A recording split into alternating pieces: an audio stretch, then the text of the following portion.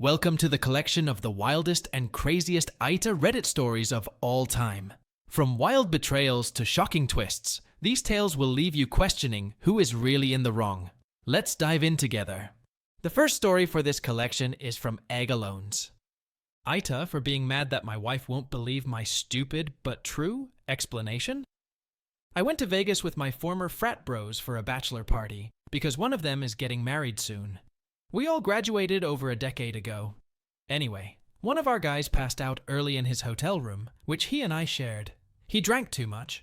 Naturally, we bought and booze, one tiny 1.7 ounces airplane bottle, at a convenience store late at night on the walk back from the slots to our rooms, which were all adjacent to one another, and we emptied all of it on him so he would wake up confused, which he did. It was super funny. I had paid for the stuff from the convenience store, and well, I drunkenly left the receipt in my pocket without realizing it. Fast forward home. My wife found the receipt when cleaning my laundry the next morning and wakes me up to ask, "Why do you have a receipt on your credit card from Vegas at 2 a.m. for and booze?" I told her. My legit answer was the debauchery I typed above. She's pleased. But I'm not sure what to do. I actually didn't do anything wrong, and now I'm mad she doesn't believe me and is remaining angry as if I cheated, when all I was doing was being silly and playing a joke on a friend. To be clear, I'm not mad at my wife, just mad this is happening. My life hurts. Please advise. TD-DR. Bought and booze, put it on friend who passed out in Vegas as a prank. Wife thinks I cheated on her because she found the receipt for the and booze. I'm dumb. Edit 1? No, there are no photos. This prank was pretty mild compared to the stuff we have done, and it was on the way to bed, so this wasn't a photo op. We also don't record compromising stuff of each other as a general matter. Like I said above, we graduated more than a decade ago and aren't the TikTok generation filming everywhere. Edit 2. This particular friend, the one who passed out and got condoms on his face, at least during college, was always the guy who got too drunk, passed out early, and woke up with random stuff on his face that we put there while he was passed out. This may be what ends up saving me. I may have her just call him, or vice versa. Edit 3. Someone on here, brilliantly, suggested I get the hotel hallway camera video. I don't know why I didn't think of that. It will show me and all of the guys walking into my room, and then shortly after the guys going into their adjacent rooms, with no further activity until everyone left in the morning, and importantly, no girls going in or out of the rooms. Now I just hope the hotel will provide it. Edit 4. The hotel is helping. The manager I talked to was, luckily, a total bro who was in our same fraternity at another school and completely understood what I was saying. Their camera system has a motion-based event thing that lets them jump to when people go in and out of rooms, and our area happened to be in a place where the camera was pointing just at our rooms and one or two others, so almost all the events are for our doors. The guy said he sees the full group of us going in, us come out minus our one friend, us go into my room with the convenience store bag, and then everyone but me leave my room. No further action till we left in the morning for checkout. He's going to figure out how to get me the footage and said he'd WhatsApp video if the hotel won't release it officially. Sometimes the universe does these things. Edit 5. Showed her the footage. She's good now. She, rightfully, gave me an earful. OMG, you're such an idiot. I didn't need you prove it to me, but I'm glad you did. Don't be such a idiot next time. As I played the clips, she relaxed as all the timestamps and images aligned with my wacky story, and I could tell she was picturing us and remembering how we get in these situations. It all started to click, and I saw a lot of relief come over her. Thank God for good-hearted people out there coming through in a pinch. I'm definitely paying things forward in the future when people need my help. Thanks for everyone who entertained this and wasn't quick to dismiss or call BS. Some of you get it, so thank you. OP is not an AH for the prank. However, his wife's reservations are also justified, especially when she found clear proof in OP's pocket that he bought condoms. However, it is disappointing that OP's wife didn't believe him. Nevertheless, neither OP nor his wife is an AH. Let's now jump onto the next story from mediocre_sky_7526. AITA for expecting an apology when my dad made an impromptu speech at my wedding. I just got married over the weekend, and it was really a fantastic day. Everything went according to plan, except for when it came time for speeches. I asked me and my spouse's parents who wanted to make a speech. My mother and my spouse's father decided they would like to speak. When it came time for speeches, my dad stood up next to my mom and started making a lengthy speech, with personal stories about my partner, all these memories throughout the years. It was clearly thought through as if he had been planning it. I was sitting there so confused because he never expressed interest in speaking. Therefore, I didn't look thrilled. I made eye contact with him and gestured under the table to cut the speech. He stopped. We all clicked glasses, but my feelings were hurt. Some backstory. I had explicitly asked for no surprises on my wedding day. My dad is known to surprise people during big occasions in a way that is only amusing to him. That is, on my sweet 16, I asked him to not show a montage of baby photos of me because I was a very self-conscious young girl who didn't want that plastered on a screen for everyone to see, and he did it anyway. On my brother's wedding day, my dad went into their hotel room and trashed it with fake flower petals, paper plates thrown on the floor, confetti everywhere, and they had to spend their first day of marriage cleaning it up. I also did a first look with my dad, had him and my mum join me in the car to the church. He walked me down the aisle. We had a father-daughter dance, and we played my parents' wedding song during the wedding and dedicated a dance to them. All that to say, I thought he was sufficiently involved in the wedding enough that when he said he didn't want to make a speech, I didn't think twice about it. My parents did financially help with the wedding, as did my spouse's family, which is why we asked them who wanted to make speeches, which family members they wanted to invite, etc. I felt like we did all the right things. I think it's also worth mentioning that I don't have a massively close relationship with my dad. We used to clash a lot when I was growing up. Fast forward to yesterday, my mom called me, and I told her that felt like I deserved an apology for the impromptu speech because I should have been informed beforehand. I didn't say that I was embarrassed by it, but I felt it was disrespectful to my spouse, and I who had spent 2 years planning a wedding. And it wasn't necessarily fair to my MIL, who was the only one who didn't speak at the wedding because she wasn't aware she could. My dad totally blew up. He called me an ungrateful bitch, and that he doesn't consider me his daughter. He was completely lying and saying that I never asked him to make a speech, and that he tried to hug me after the speeches, and I turned away, which never happened. He also told me he wasn't at all involved in the wedding because he didn't come dress shopping with me, and I didn't ask him to come to the hotel with my mom and I the night before the wedding. For some context, my dad has no interest in clothes, so I didn't think he needed to be at the dress appointments.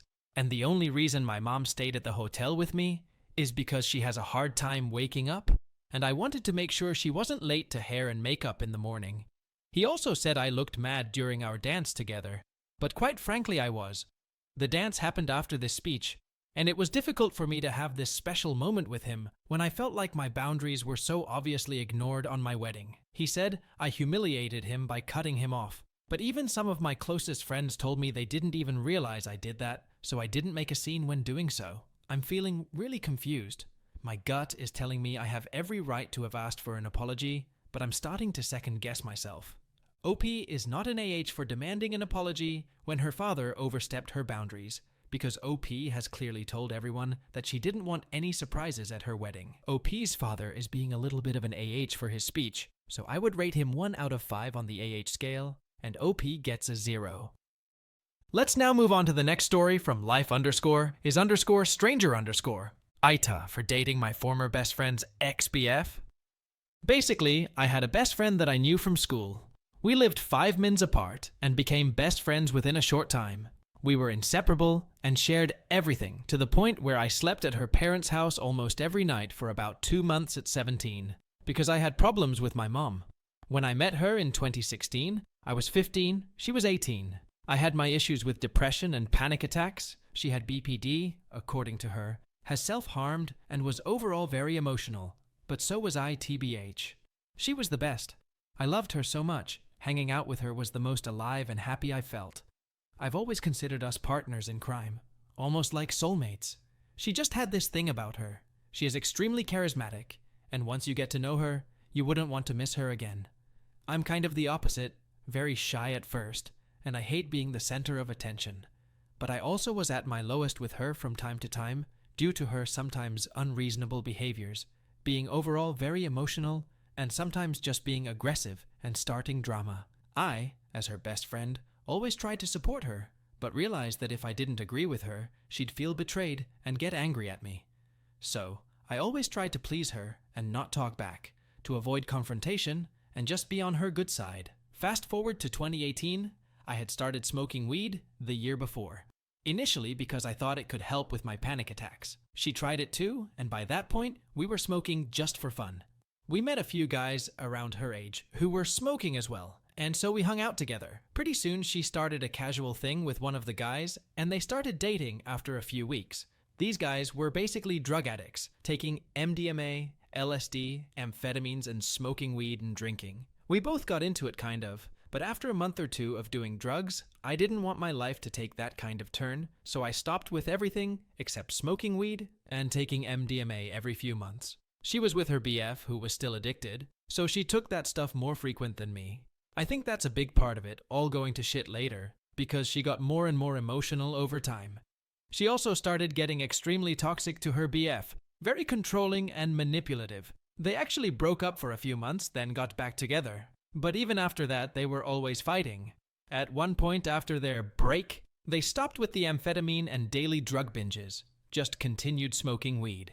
In the meantime, she became nastier to him, and to me as well, threatening suicide multiple times, shutting off her phone, and while we're all looking for her, just out smoking a cigarette and her battery died. She pulled like that, always started fights, mostly with her BF, but also with other friends. He wasn't a saint either, but he really loved her. And even back then, I remember feeling so sorry for him sometimes. One minute she was angry, screaming at the top of her lungs. The next, she was cool again. Sometimes from one minute to another, her demeanor could change 180 degrees. Fast forward to the beginning of 2020. Their relationship is at an all-time low. They argue almost every day. She's told me that she believes that she's only with him now because she gets free weed out of him. I told her many times at that point that they are just not good for each other. I couldn't possibly tell her that, in my opinion, I thought that her actions were causing a lot of the issues between them, because then she'd be mad at me.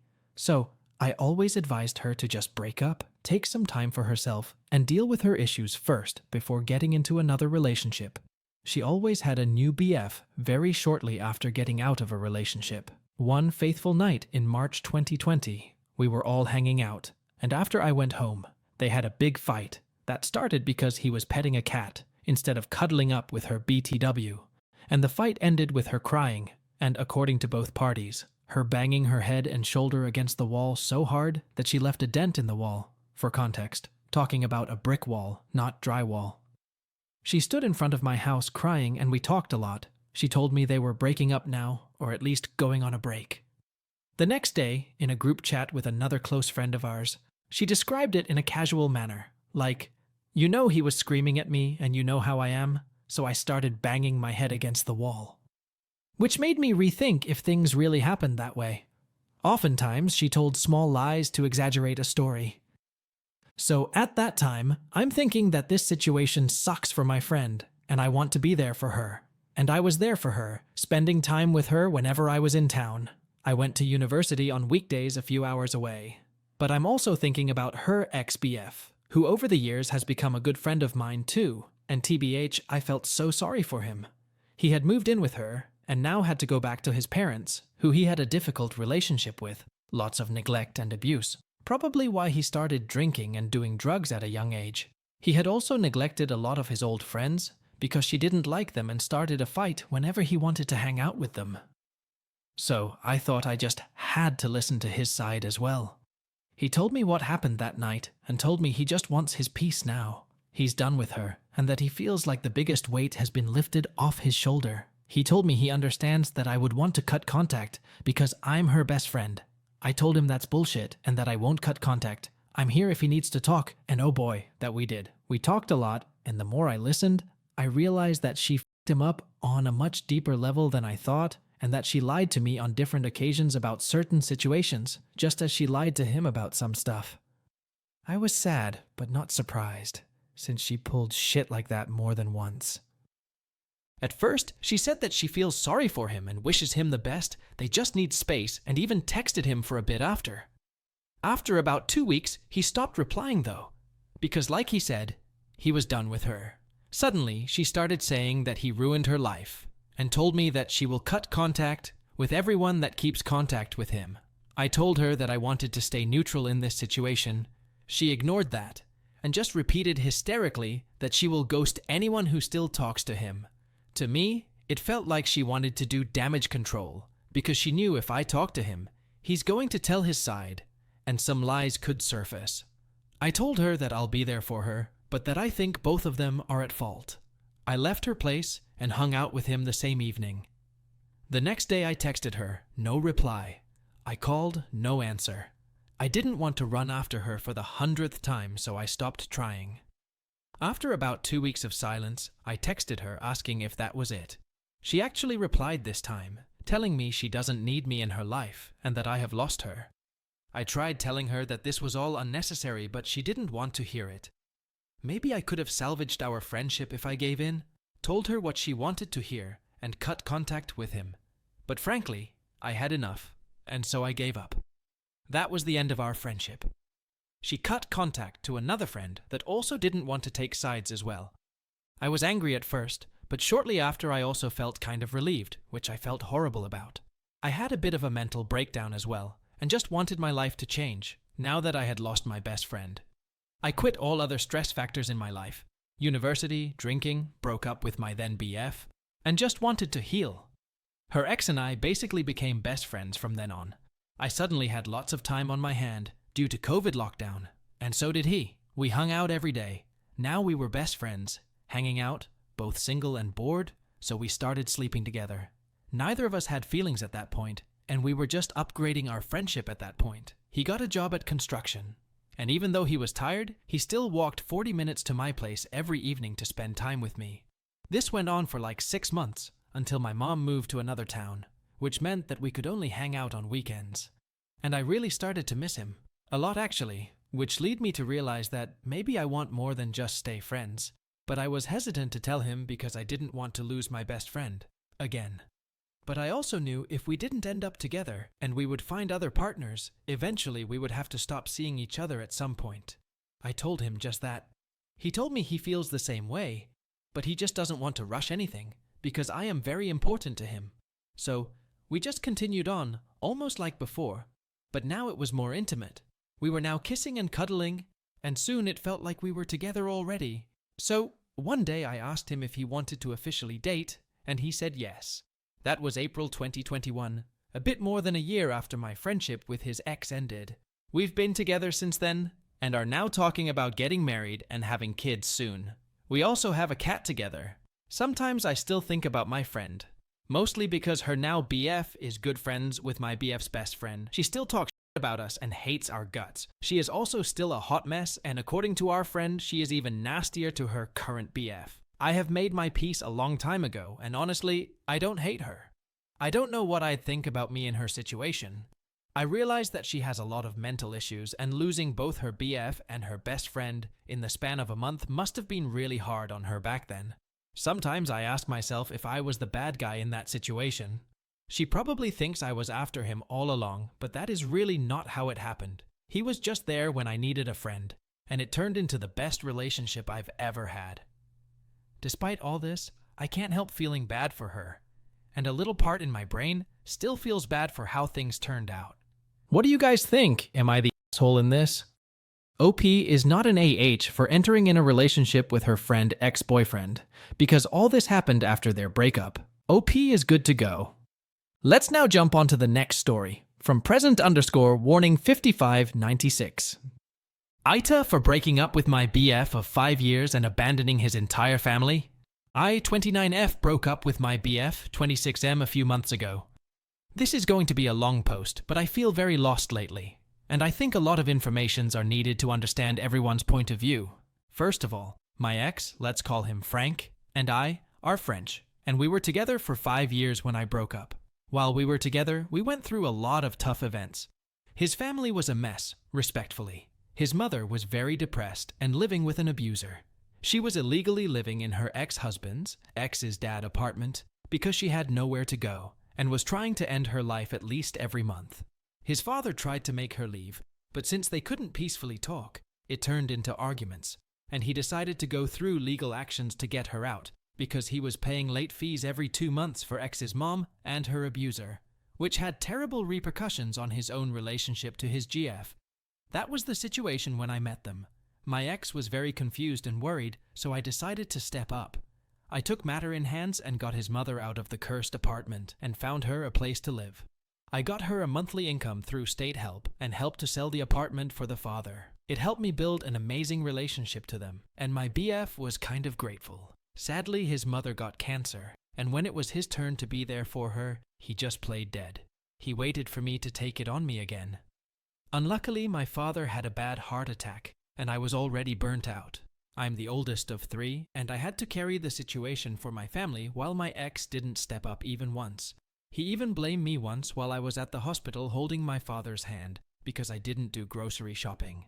I had to keep going for months, burnt out, basically not sleeping and barely eating. He lost his job at the beginning of next year, not so long later, and just fell apart. He cried for days, never did any research, played video games, and complained. He never planned any visit to his sick mom or to his sick grandmother, and even complained when I told him to go when I was at work so I wouldn't have to drive him. It was honestly draining. I kept finding excuses for him, but he was more and more aggressive and rude, and started to blame me for my disinterest. It was like his whole attitude was legit in his mind because I couldn't have sex with him. He did put a lot of pressure on me about it, was very hurtful and rude. That was last year. I helped him find another job, with his best friend help. Let's call her Clara. Clara is a good friend and she helped me a lot while he was horrible. She kept telling him he should treat me better, but he never listened. Played victim because his life was miserable and he felt very depressed. Started to claim that he was autistic. I am ADHD too, which made his life a lot harder. Clara went through a rough breakup, and we planned holidays for and with her so she wouldn't be too sad. Except it was terrible. I love her, and I enjoyed time with her, but Frank was awful.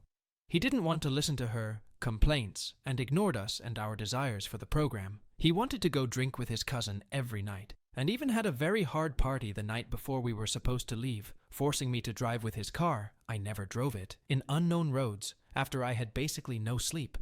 He promised to be reliable, but never held on to that. It was a turning point to me. He promised it was supposed to be a moment for me too, to thank me for the efforts I did put in our relationship, and it turned out to be about him again and again. I considered leaving for a long time, but decided to stay. We had arguments, very rough ones, because he always said he wanted to marry me, have a house, have children, but he never actually put effort in it. At the beginning of this year, I got very sick, and the doctors suspected I had brain damages. He still didn't step up. Actually, he lost his job again, and tried to leave it to me to find him another job. Once again, Clara stepped up because he couldn't. He found a job at our local grocery store. We live in a village. Everyone knows everyone, and it's okay with me. However, he worked there for months, and everything was okay. I was slowly losing myself, but I guess that wasn't his problem. I had serious health problems, and started to suspect it was due to high blood pressure. Almost got in a car crash, and realized, while my car was blocked and towed, that the only thing I was thinking when caught in the crash was it wouldn't be too bad if I died. Frank was rude to my mother not too long after, and it got us in a huge argument. It's useful to precise that I was having coffee at his dad's, his mom's, or his grand's, at least once a week at this point. Spending my time between his family and mine, and the rest trying to take care of my apartment, that he never felt the need to help with. I was tired all the time, sometimes so much I wouldn't even find the energy to get up. My friends were very worried, and Clara was often driving me to the hospital so I could take my exams. Frank was working a lot, but he seemed to enjoy it. Despite my work being almost an hour away, and his 5 minutes away, he refused to move because he wanted to stay close. One day, he went to work and came back, almost 3 hours after. He was ashamed and crying and moaning, and after a lot of talking, he admitted he had been fired because he saw a beautiful customer in the shop and took a picture under her skirt. He said he was fired and that the girl was holding charges. I snapped. I didn't yell nor hit. I just decided it was over. I took a bag and left. I told him we were done. The breakup was awful. The apartment belongs to me, and I told him to leave. I pushed him to join his cousin who's living in Australia, and he did. He pressured me, harassed me, he was rude, and tried to make everybody think I was cheating on him. He tried to negotiate over furnitures he wouldn't even take on his trip, and never paid for. He was awful and I was scared and shocked, so I allowed it. I didn't tell anyone about the real reasons of the breakup, and he painted me as the bad guy. I didn't answer any of his family's texts, even when his mother cried over the phone and threatened to end herself. Even when his gran cried that she lost her grandson because he was in another country. That's where I might be the asshole. I abandoned them. I have all his mother's accounts, and I'm not sure she'd be able to actually keep her situation going without me. I took care of his brother, and it's the same for him. His gran never hurt me, but I didn't answer. I was just overwhelmed and exhausted. He called me and yelled at me because a few friends heard about why we broke up. Some of them from me, some of them from rumors, because that's how villages work. Clara heard about it, and we became a lot closer. He got crazy about me getting closer to some of our friends he was always jealous about. His reasons aren't unreasonable, I guess. He's worried for his family, and especially his mother. And he thinks I'm taking away his friends. I can understand. But from my point of view, he's very obviously responsible for what happened to him, and I won't be blamed for bringing to him the consequences of his own actions. AITA? OP isn't the AH for leaving Frank and his family. Though it might seem harsh, she had been carrying the emotional and physical burden for years without support. Frank's actions, emotional neglect, and irresponsibility led to the breakup. OP's exhaustion and overwhelming circumstances justified her decision to walk away, even if it hurt his family. So, instead of OP, Frank and his family are AH, and I would rate them 2.5 out of 5 on the AH scale, and OP gets a 0. Let's now move on to the next story from landing_crater. AITA for breaking things off with my long-distance boyfriend after he locked me outside of his place. I, 23, female, am a full-time student. The program I'm currently attending requires me to be in a different state than my residence, so a year ago I moved, leaving my friends/family and boyfriend behind. My boyfriend, 24, and I decided to continue with the relationship and just do long distance. We've had a few breaks in the process, but we were generally working towards a strong relationship. For some background, I do have a military commitment which requires me to go back home once a month. This is helpful because I can spend time with my loved ones and not feel as much of the distance between us. Anyway, this month I go to my military weekend and get picked up by my boyfriend. He tells me that he would like for us to go bar hopping with his friends one of the nights, so I offered to be the DD and drove them around. At the end of the night, everyone was trashed and I drove them all home. My boyfriend isn't a sappy/romantic person. He doesn't like to verbally express his love unless he's drunk. During the ride, he told me that when I'm gone, he feels lonely and doesn't oppose for other women to talk to him. He later clarified that he would let them approach him and engage in conversation, but once he noticed any flirting, he would tell them he had a girlfriend. To me, I was a little concerned, but didn't think much of it, because he hasn't shown any unloyalty towards me in the past. The next day, I noticed, when he was on SC, that he was snapping a female. This, however, is unusual for him to do. On top of that, him and I recently lost our best friend streak. On SC, if you both are best friends, then a specific emoji will appear next to their name. So, I asked him who his best friend was on the app, and he acted surprised to see her as his one. He explained that she was one of his friend's girls, and she snaps him a lot, but he only sends her a snap a day for the streak. Although that may have been the case, I was upset while dropping him off at the rate of work.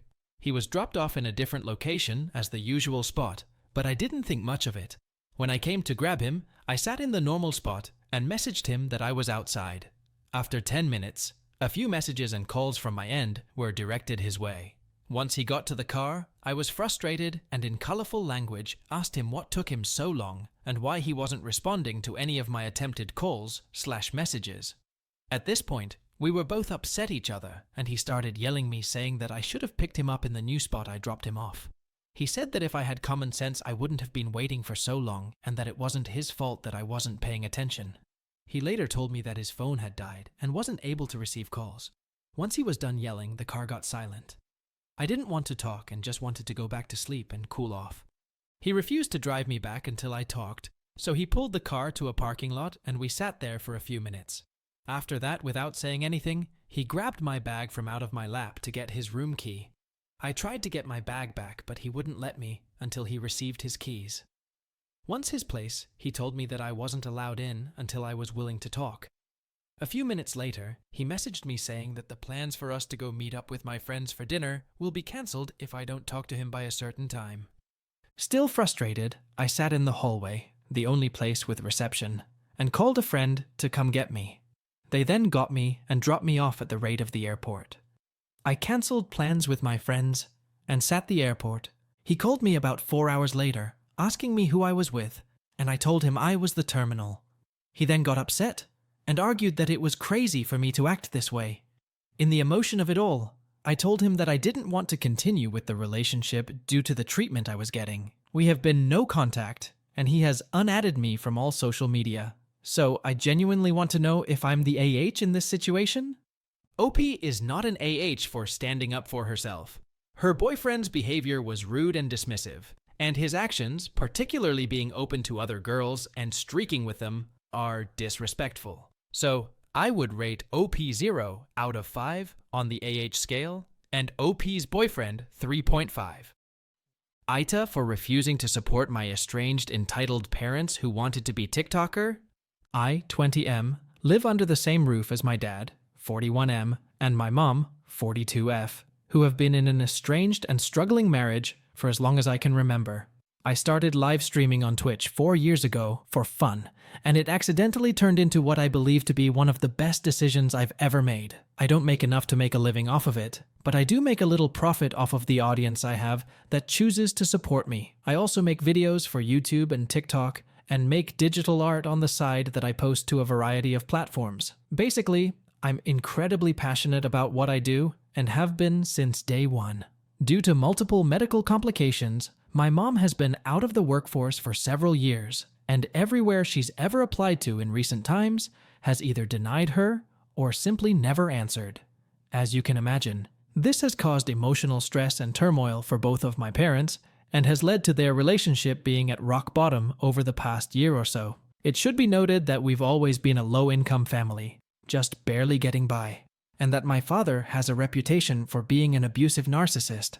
I've seen a handful of psychiatric professionals since before I was even a teen, because I've been severely traumatized by the events that have taken place in my own home. About 2 years ago, my dad, who works full-time as management for a local grocery store, decided he wanted to try doing what I do, streaming and making videos and whatnot. I've grown to be okay with him doing this, especially since he has not clue what he's doing and refuses to ask me, the one with experience, for help. My mom came to me a few months ago and said she wanted to start partaking in this stuff too, talking about playing video games and maybe even doing a podcast to see if she could bring in any income. The thing is, my mom doesn't play video games all that often.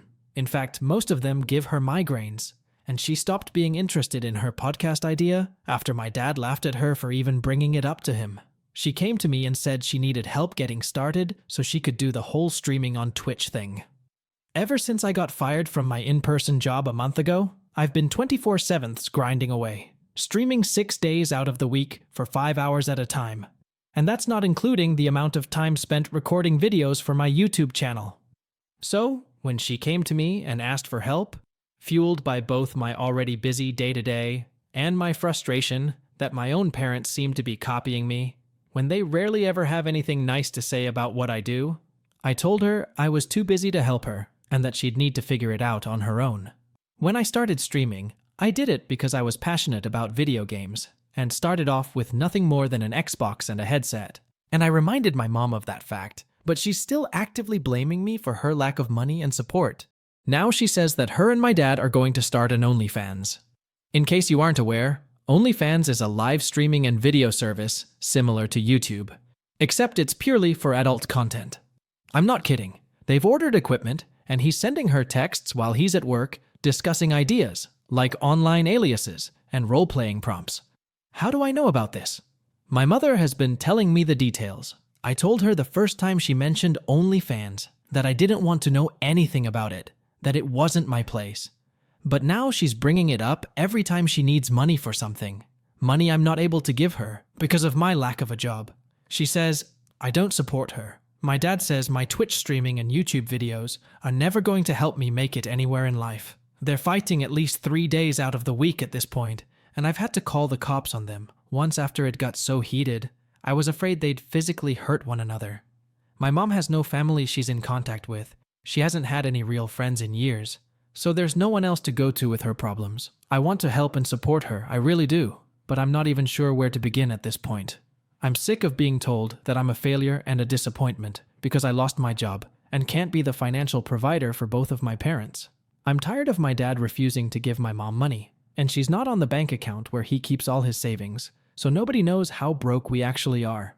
I hate being told that what I do is stupid or pointless, only for my parents to hop on the same train the second I bring up my success with it. And I definitely don't like my parents having an OnlyFans and me being forced to hear about it. So, AITA for not being able to support my parents in any way? I've given them all the money I can, even when I had my job. And I wasn't trying to be a dick when I said I didn't have the time to support my mom starting any new projects. OP is not an AH for not supporting his toxic parents. No doubt they are struggling. OP has his own problems, both financial and emotional, especially when his relationship with his parents has not been ideal. OP's parents are being entitled, and their demands are totally unfair. As for scores, I would rate OP's parents 1 out of 5 on the AH scale, and OP would get 0 out of 5 on the AH scale. Let's now move to the next story from graphic designer Sam. AITA? Or is it my girlfriend's behavior? I've been with my girlfriend for just over 10 years. The background is relevant, I think, so here goes. We met through me working for the drama group she is part of when she was in charge of publicity. We got on really well, some slight flirtation here and there, so once the work was completed, I asked her if she wanted to stay in touch, and she agreed. It very quickly ramped up to full-on flirtation, highly messages and so forth, but we lived quite some distance away, and we hadn't met in person at this point. Within 2 weeks, things were pretty full-on. Hours and hours on the phone. General talking, but lots of conversations too. Here's the kicker. Around 3 weeks in, she casually mentioned that she was married. I freaked out. I never pursue people in relationships, especially not married women, but she was very relaxed about it. Said she told her husband everything. He knew we were friends, etc. She said he was a really nice guy and praised him up. Within 2 weeks, though, she was saying he was an asshole. Didn't like her doing the drama stuff and always being out. He never wanted to do anything, etc., etc. Net result, they split up within 2 weeks. We didn't actually meet in person until 6 weeks after their separation. We've had odd ups and downs, got over them, and just got on with life. She continued to do the drama thing, no problem. There was a pause of around 2 years when a close relative of hers became very ill, and we became primary caregivers. But after the person passed away, she went back to the group. Honestly, I have no issue with it. It's her thing. I am used to her doing rehearsals twice a week, and once a weekend in the 6-week run-up to the show. I am also used to the times and when she normally gets in. Occasionally, she might join them at the pub afterwards, but only rarely. They have just finished the last show, and her behavior has been completely off.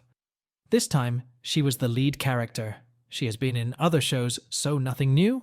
But from the get-go with this one, she started going to the pub after every single rehearsal, saying she wanted to get to know the cast. Okay, I get that, but she was getting home progressively later and later. Bear in mind, last orders are at 11 p.m. You usually get a bit of drinking up time, but she started getting home 12:30 onwards. One night, it was after 1:30 a.m., so I challenged her on it, saying the times were very out of the norm and didn't tie in with pub hours. All I asked was for the small courtesy of letting me know she would be later than usual. Never happened, and she turned it around on me, saying it was my issue. As rehearsals went on, she got friendly with the guy playing her romantic interest. Let's call him Pete. Pete is an openly gay man, but her relationship with him became obsessive. Every other word out of her mouth was Pete. I also know Pete, and frankly, I have a bad impression of him from when we worked together on publicity. He would regularly talk shit about the other members of the group's committee, call them stupid, incapable of thinking. He was going to take control and make everyone listen to him. I just don't like him. My girlfriend didn't like him either, and said that he had changed. Maybe he has, but there is no evidence of it from comments other people have made about him lately. He then started sending my girlfriend really mushy messages. I miss you so much when we're not together. The group is so wonderful now, and that's because of you. She read those to me. Anyway, the point is, she wouldn't stop talking about him, and in the end, I told her that I really don't have a good opinion of him, and didn't want to talk about him. Apparently, that made me an asshole. On a few of their social outings, she told me that when he's drunk, Pete made out with girls, and she then said when she wore the low-cut dress for a scene in the show, he was just staring at her chest. So, okay, I am wary of this guy. This weekend, I went to see the show as I always do. Literally every other one I have seen. I wait for her afterwards in the foyers. We hug, kiss, and I tell her how amazing it was and chat a bit. This time, 2 other friends came. We were waiting at a table in the foyer. She made a beeline for one friend, didn't even acknowledge me, and spoke to her for 15 minutes. Then she spoke to the other friend for 10 minutes, then someone else for 5 minutes. Finally, she came up to me, and I know I didn't look happy, and she snapped at me, asking what was up with me. And I said it didn't feel very nice when she ignored me, not even a hello. The next thing out of her mouth was, "What did you think of Pete and I's kissing scene?" And I told her truthfully as her partner, it's not something I enjoyed watching. But we moved on, talked a bit, and she was friendlier. On Sunday, she ripped into me saying I have been totally disinterested throughout. Untrue, I asked her about rehearsals every time, and how it was coming together. I helped her make show presents for the other cast members. Ultimately, though, she made me the bottom priority in her life throughout this whole time. I was the one looking after the animals, sorting out the house, appointments, getting shopping, running her errands, etc. And frankly, when she was home, she was either glued to her phone messaging, asleep because of her late nights, or going upstairs to practice songs for 3 to 4 hours at a time. So now that show has finished.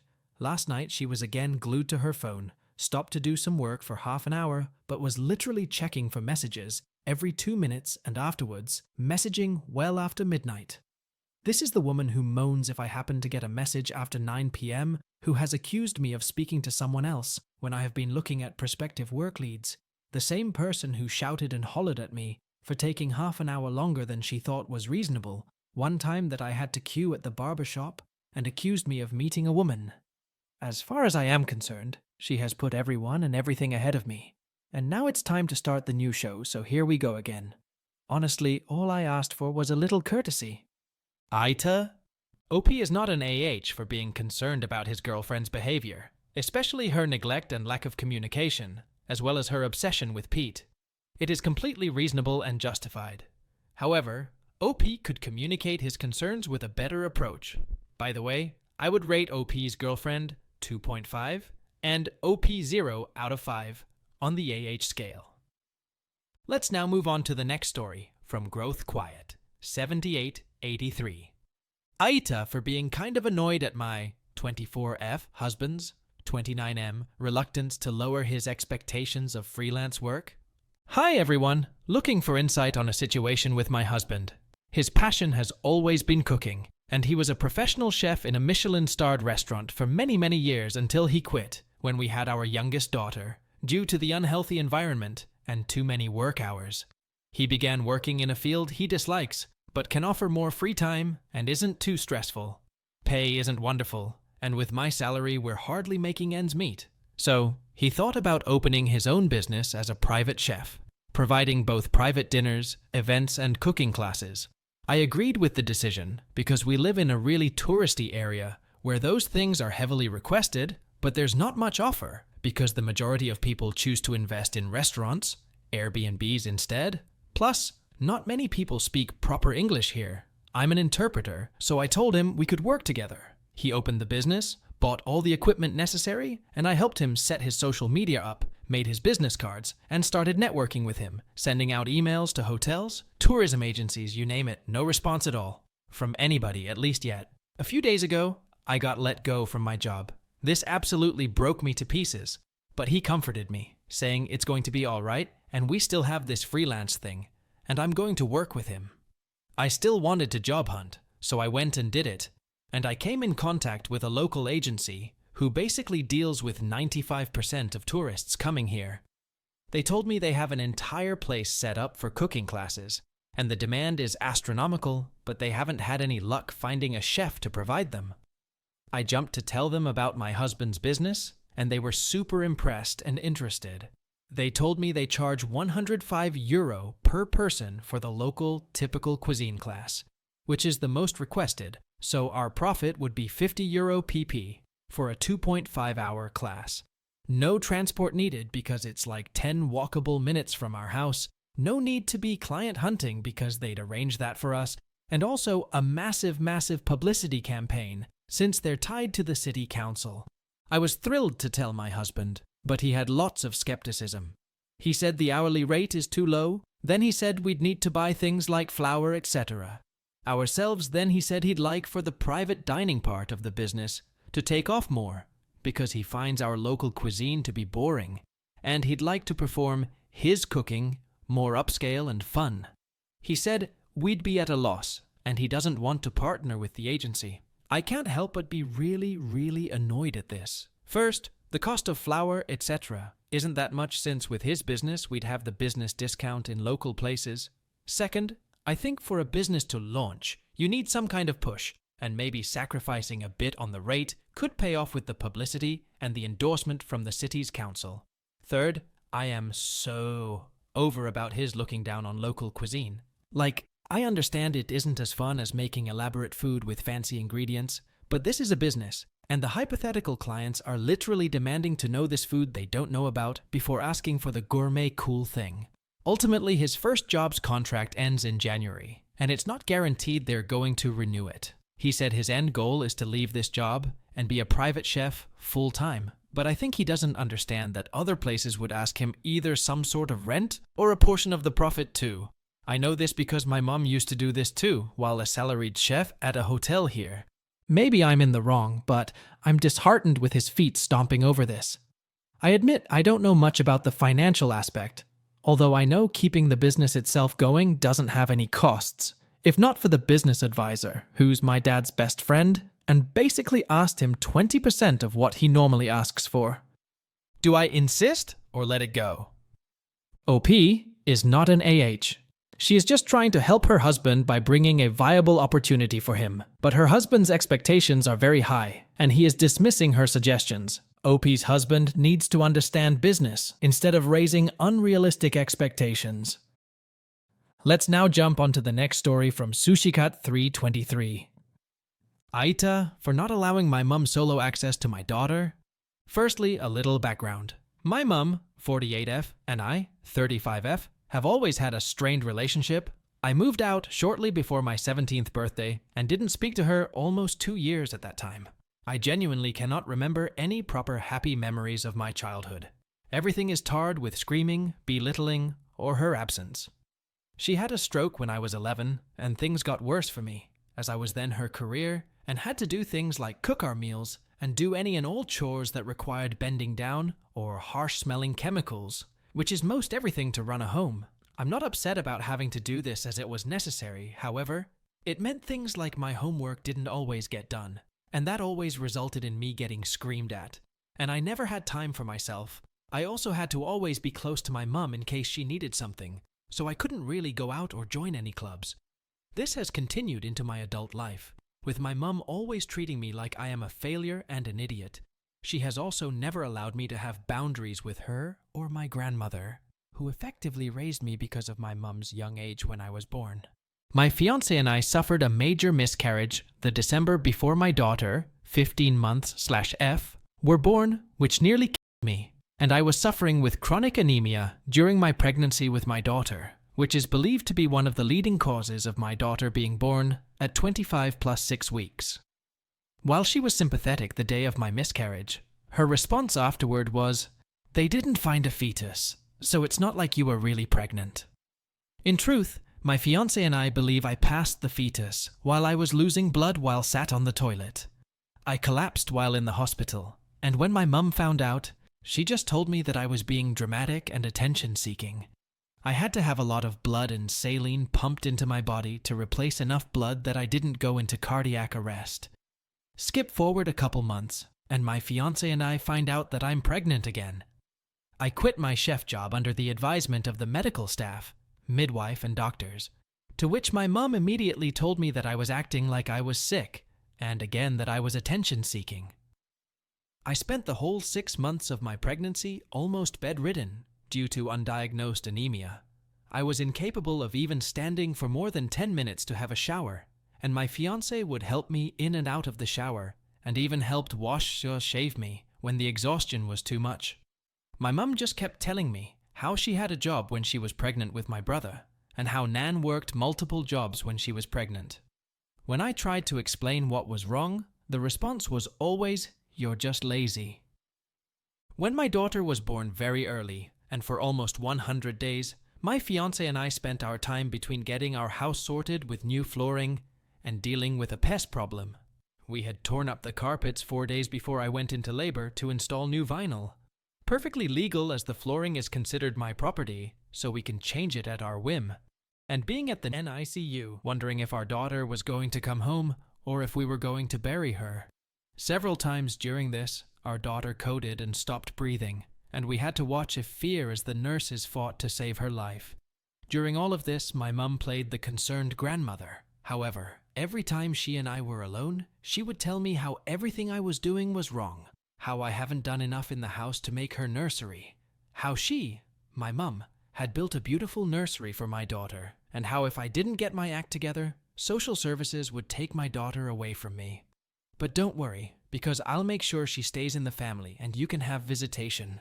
She would only ever say these things when we were alone, and when I would bite back, she'd then go out to talk to my fiancé and tell him how I'm being a horrible bitch to her just because she's trying to help me. My fiancé has always been on my side, but he had also only ever seen her be the supportive and caring grandmother, so he was surprised at my outbursts towards her. I even had her barred from the NICU at one point, and she painted me as having some kind of postpartum breakdown. My daughter finally comes home, and my mum comes over every single week, always when my fiancé is at work. She kept telling me that social services would take my daughter away because my home is filthy. There would be some dishes in the sink, or I hadn't swept the floor before she arrived at 9 a.m. It was never dirty, and the nurses that came out every week to check my daughter's weight and development always said that there was literally no reason anyone would contact SS, because our daughter was well cared for, loved and clean. The only person that ever spoke about SS taking her away was my mum, which was always followed up with, "But I won't let her leave the family. You can have visitation." I was later diagnosed with PPD and PTSD from the trauma of the miscarriage, the pregnancy, the birth, and the NICU stay. My mom proceeded to scream at me when I told her that you don't get PTSD for banging out a kid, you get PTSD for going to war and having your legs blown off. I kicked her out, and now she has limited access to visitation with my daughter, which she constantly ignores when I try to set it up, giving me the line, "I'll ring you and let you know." And then she never contacts me back. I know she doesn't work on a Thursday, so I've repeatedly asked her if she wants to come over and see her on a Thursday, and it's always the same. So in the past 3 months, she's seen my daughter once, and when she tried to pick her up, my daughter started crying and crawled away from her. My daughter does not know her grandmother. Over the past year, since my daughter was born, my mum has referred to herself as Mummy on multiple occasions, has treated my daughter like a fashion accessory, demanded that she do all the activities with her when we've gone out together, lead people to believe that she's the mum. They look shocked when I ask her to give me back my daughter, and ignored any boundaries I've put in place. Since then, my mom has been complaining to my nan about how I'm keeping my daughter away from her because I won't let her spend time with my daughter without me or my fiancé there. Although my fiancé no longer wants to be in the same house as her because he overheard her screaming at me about the PTSD and realized that I had been downplaying how bad her accusations and abuse towards me actually was.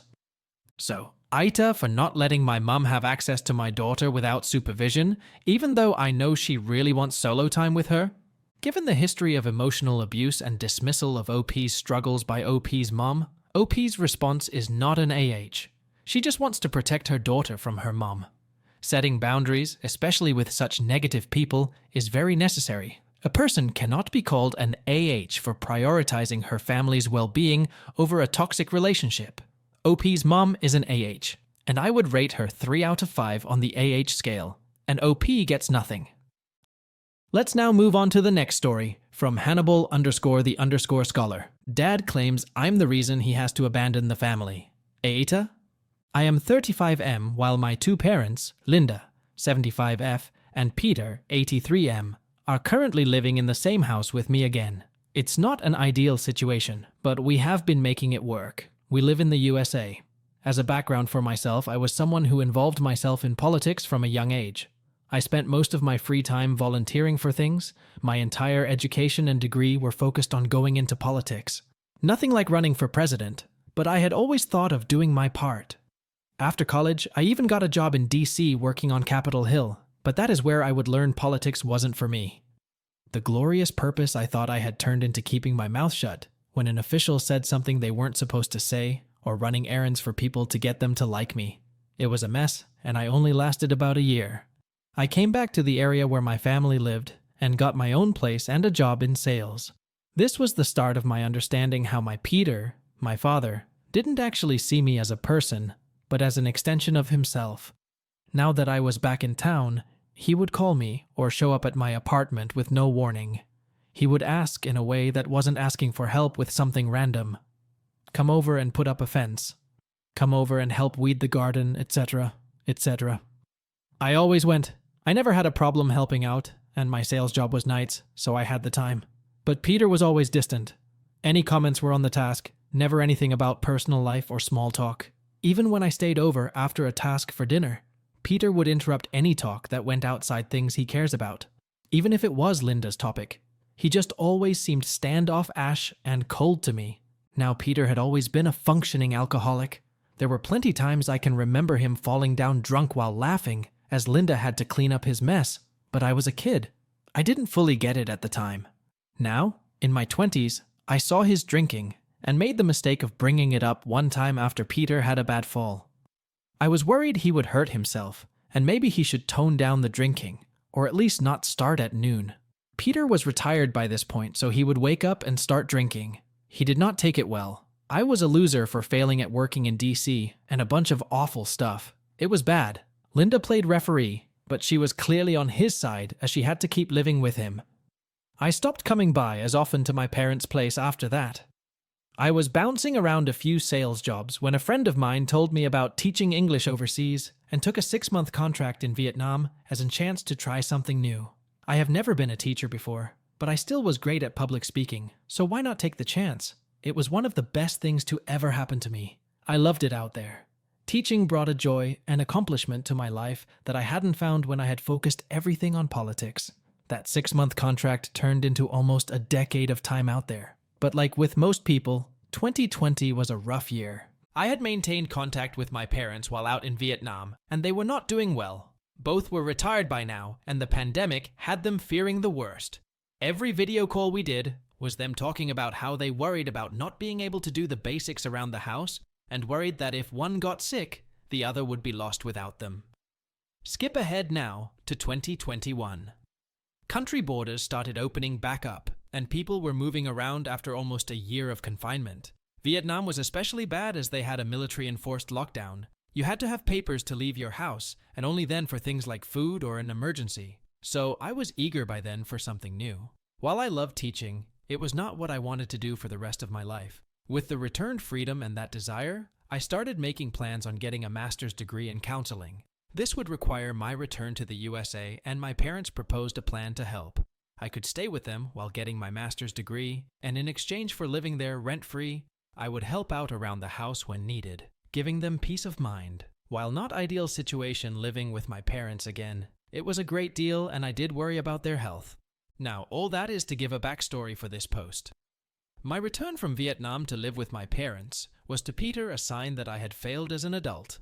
Even though I was working in an office and continuing my education, Peter thought he knew best for what I needed, and that was to be a big cat to me as possible. Looking back on the situation now, I assume he felt I was interrupting his peaceful retirement. But Peter was one of the main reasons I was there to help, and had been there for all the talks and discussions about why I was returning. But he must have just been in his own little word and ignored it. His drinking had gotten worse. Linda and I had to stop him from drinking and driving, which he would throw a fit about. He would fall and not be able to get up and beg for help, then turn around to scream at whoever helped him once he was up again. I want to say it was February of this year when things came to a head. I don't even remember what caused the situation beyond.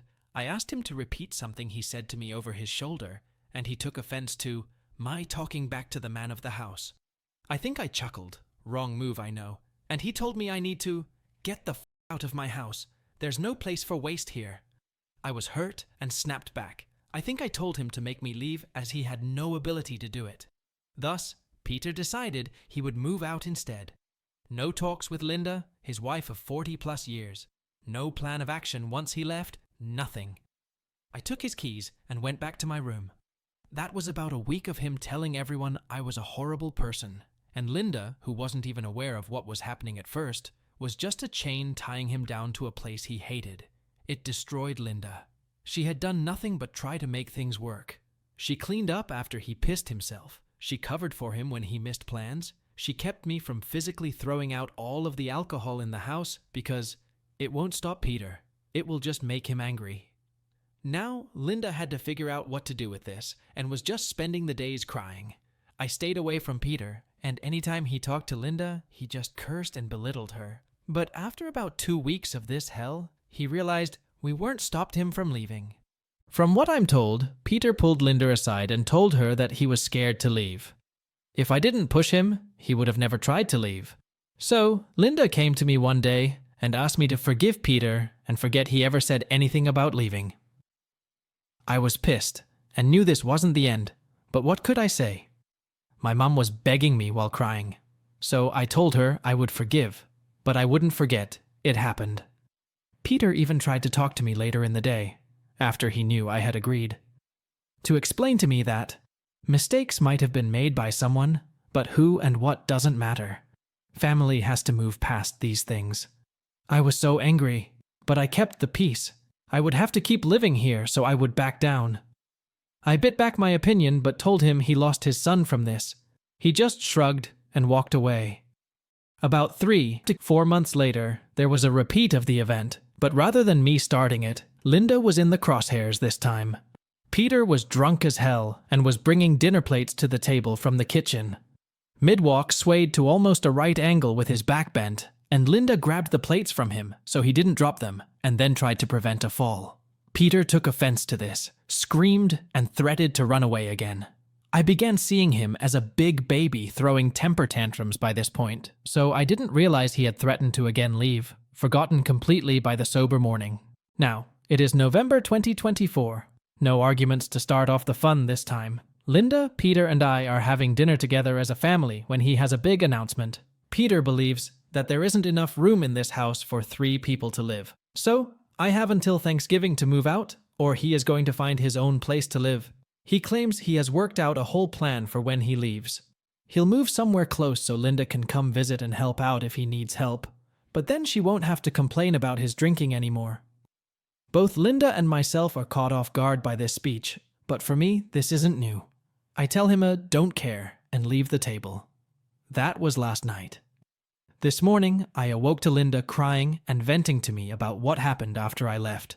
Peter basically claimed I was the fault for all problems, and how Linda was so stupid believing I was helping out. I had no idea what he is talking about. Every day I am helping get their med ready, buy groceries, lifting heavy things, etc. Now I have my mother wanting to work out a plan for what to do. She says I can stay, but wants to see if there is a plan that makes everyone happy. If that involves me moving out, then maybe we should look into it. The whole thing has me a bit shaken up. I've dumped my entire savings into a master's course that should take another few years, and now I may have to drop everything to find a new place and budget for bills again. As I still consider myself here as a temporary solution, I have decided to see what options for me are available in case the worst does happen. Linda claims this is just brainstorming, and Peter has no way to kick me out. If he wants to leave, that him walking out of the family. But the whole thing has me feeling guilty, and I don't even know why. I'm worried I'm too close to this situation because the entire thing sounds crazy to me. OP is not an AH for standing his ground. Despite his father's abusive behavior and alcoholism, OP has been helping his parents, and he is not responsible for the chaos. Rather, his father is the main culprit, and he should be blamed. OP is clear, and I would rate him 0 out of 5 on the AH scale. AITA for breaking up with my girlfriend because she posts half pictures on social media. I, 29M, have been dating this girl, 30F, for about 6 months, and things have gotten really complicated. I'm currently in my country for personal reasons, was supposed to be originally for only slightly over a week, but I've since extended my stay a bit longer, which has given me some space to think. When I was back in her country, she wouldn't leave me alone in my own place, so it's been hard to get any perspective until now. Before I left, we had a huge fight. She got mad at me at my friend's birthday party because she arrived late and felt excluded from a serious conversation I was having. Honestly, I didn't even want her there that night, but she insisted on staying at my place afterward, even though she lives just 10 minutes away. I was drunk and told her I needed some space. Pretty rudely TBH, since I was drunk and pissed that she ruined an otherwise fantastic evening/night, but she wouldn't leave. The next day, I found out she'd posted some pretty revealing photos on Instagram after we fought. I'm talking leather lingerie kind of stuff, exposing a lot. We'd agreed that posting provocative pics like that was crossing a boundary in our relationship. She then told me maybe we should break up and said she'd have her stuff packed and be gone before I got home. I agreed, thinking it was for the best. When I got back, her things were still there, but she wasn't. I went out for drinks with a friend to clear my head and went to sleep on the couch while watching some Netflix. She showed up at around 3 a.m., woke me up while I was sleeping on the couch, and wanted to talk. Even though she said she'd leave, she ended up staying at my place for a few more days, begging me not to break up with her. I even slept on the couch for 2 nights because she wouldn't leave my bed. It felt like she was ignoring my wishes and not respecting my space.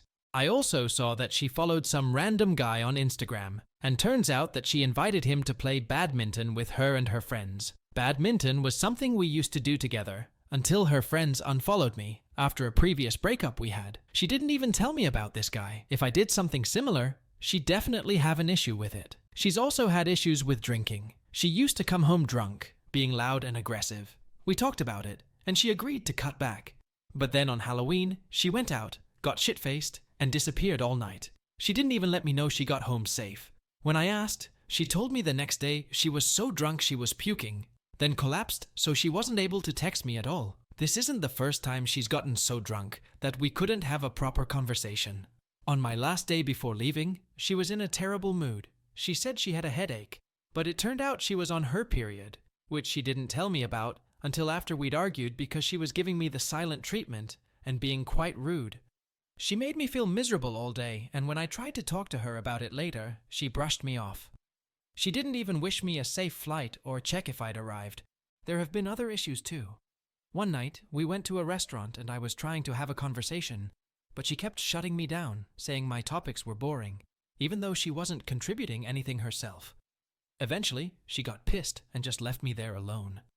I had to pay the whole bill, which wasn't cheap.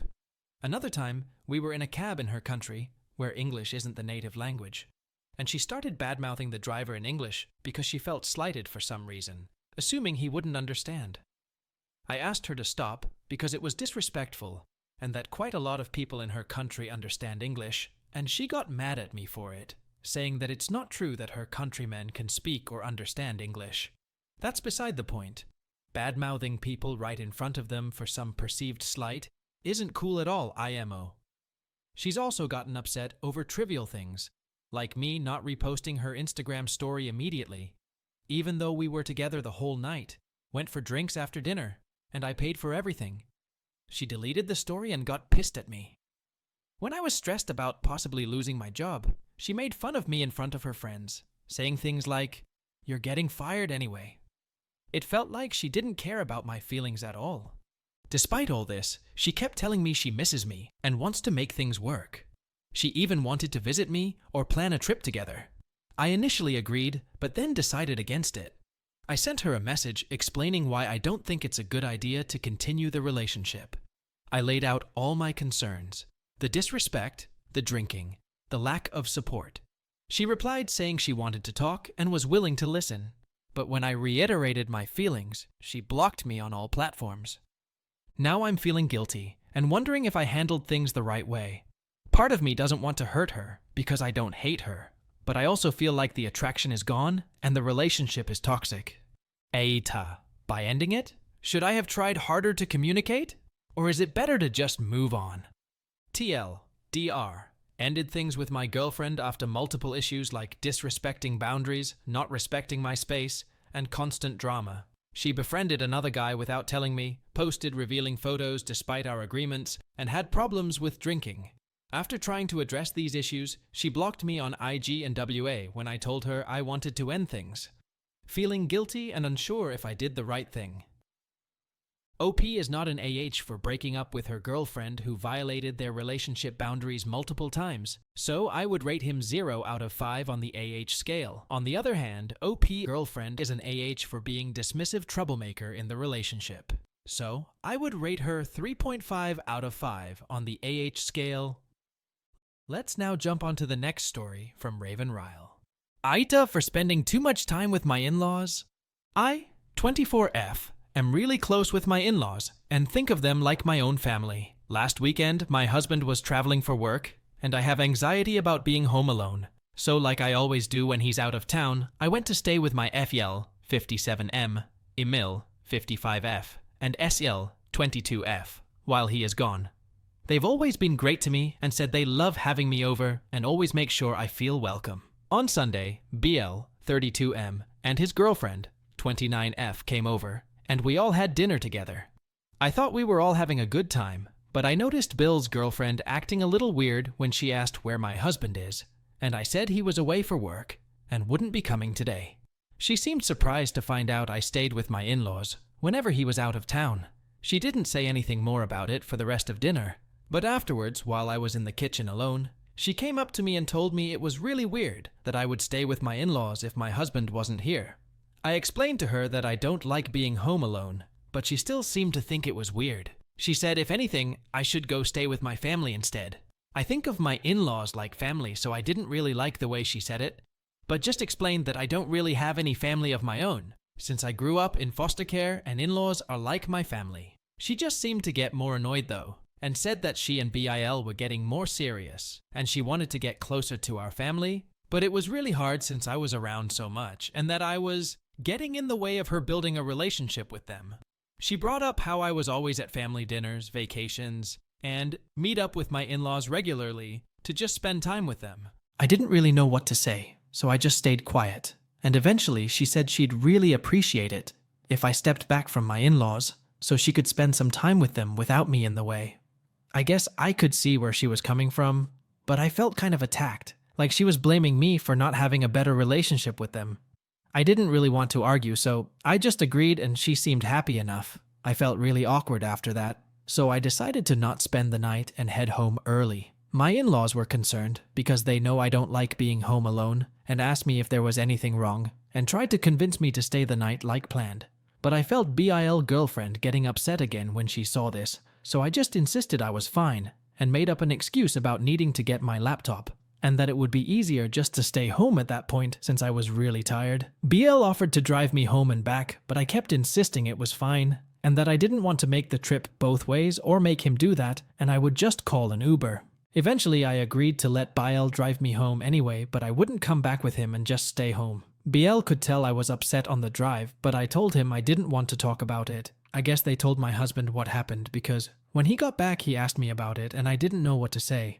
I just told him that I wanted to come home and it was no big deal, but he knows there's something more and keeps asking me about it and is starting to get upset. I won't talk about it. My husband has always been a bit protective, so I'm worried if I tell him he'll get upset with BIL and his girlfriend, but I'm not sure if I'm just making a big deal out of nothing. I'm not really sure what to do from here because I am really close to all my in-laws, and maybe BIL's girlfriend feels excluded because of me, and I should give her a chance to become closer with them. But at the same time, I don't like not talking about this with my husband, and I really love all my in-laws and don't want to stop spending time with them. I really do think of them like my own family, but maybe that makes me a bit overbearing, and none of them want to tell me that, because they are all really nice. They all make me feel like family, and call me their daughter and sister, which maybe makes BIL's girlfriend a bit jealous. So, AITA for monopolizing my in-laws. Should I give BIL's girlfriend a chance to bond with them and hang out with them less? I don't really want to do that because my SILs are like my best friends. And to be honest, I'm not super close with people outside of my in-laws and they are my support system. But maybe that's part of the problem. It's also made me worry if maybe my in-laws also feel I'm too needy but are too nice to say anything. OP is not an AH for staying with her in-laws because she treats them like her family. If both OP and her in-laws are okay with it, her brother-in-law's girlfriend has no right to taunt her for living with her in-laws. She is being unreasonable here and is an AH for forcing OP to step back. So, I would rate her 2.5 out of 5 on the AH scale, and OP gets nothing. Let's now jump on to the next story from Kath DLF. AITA for not forgiving my ex after he chose his mom over me? I'll start by explaining what happened that led to our breakup. To sum it all up, my 25F exes, 25M cousin, lied to my ex's brother and sister-in-law that I was spamming him and talking poorly about my ex and his family.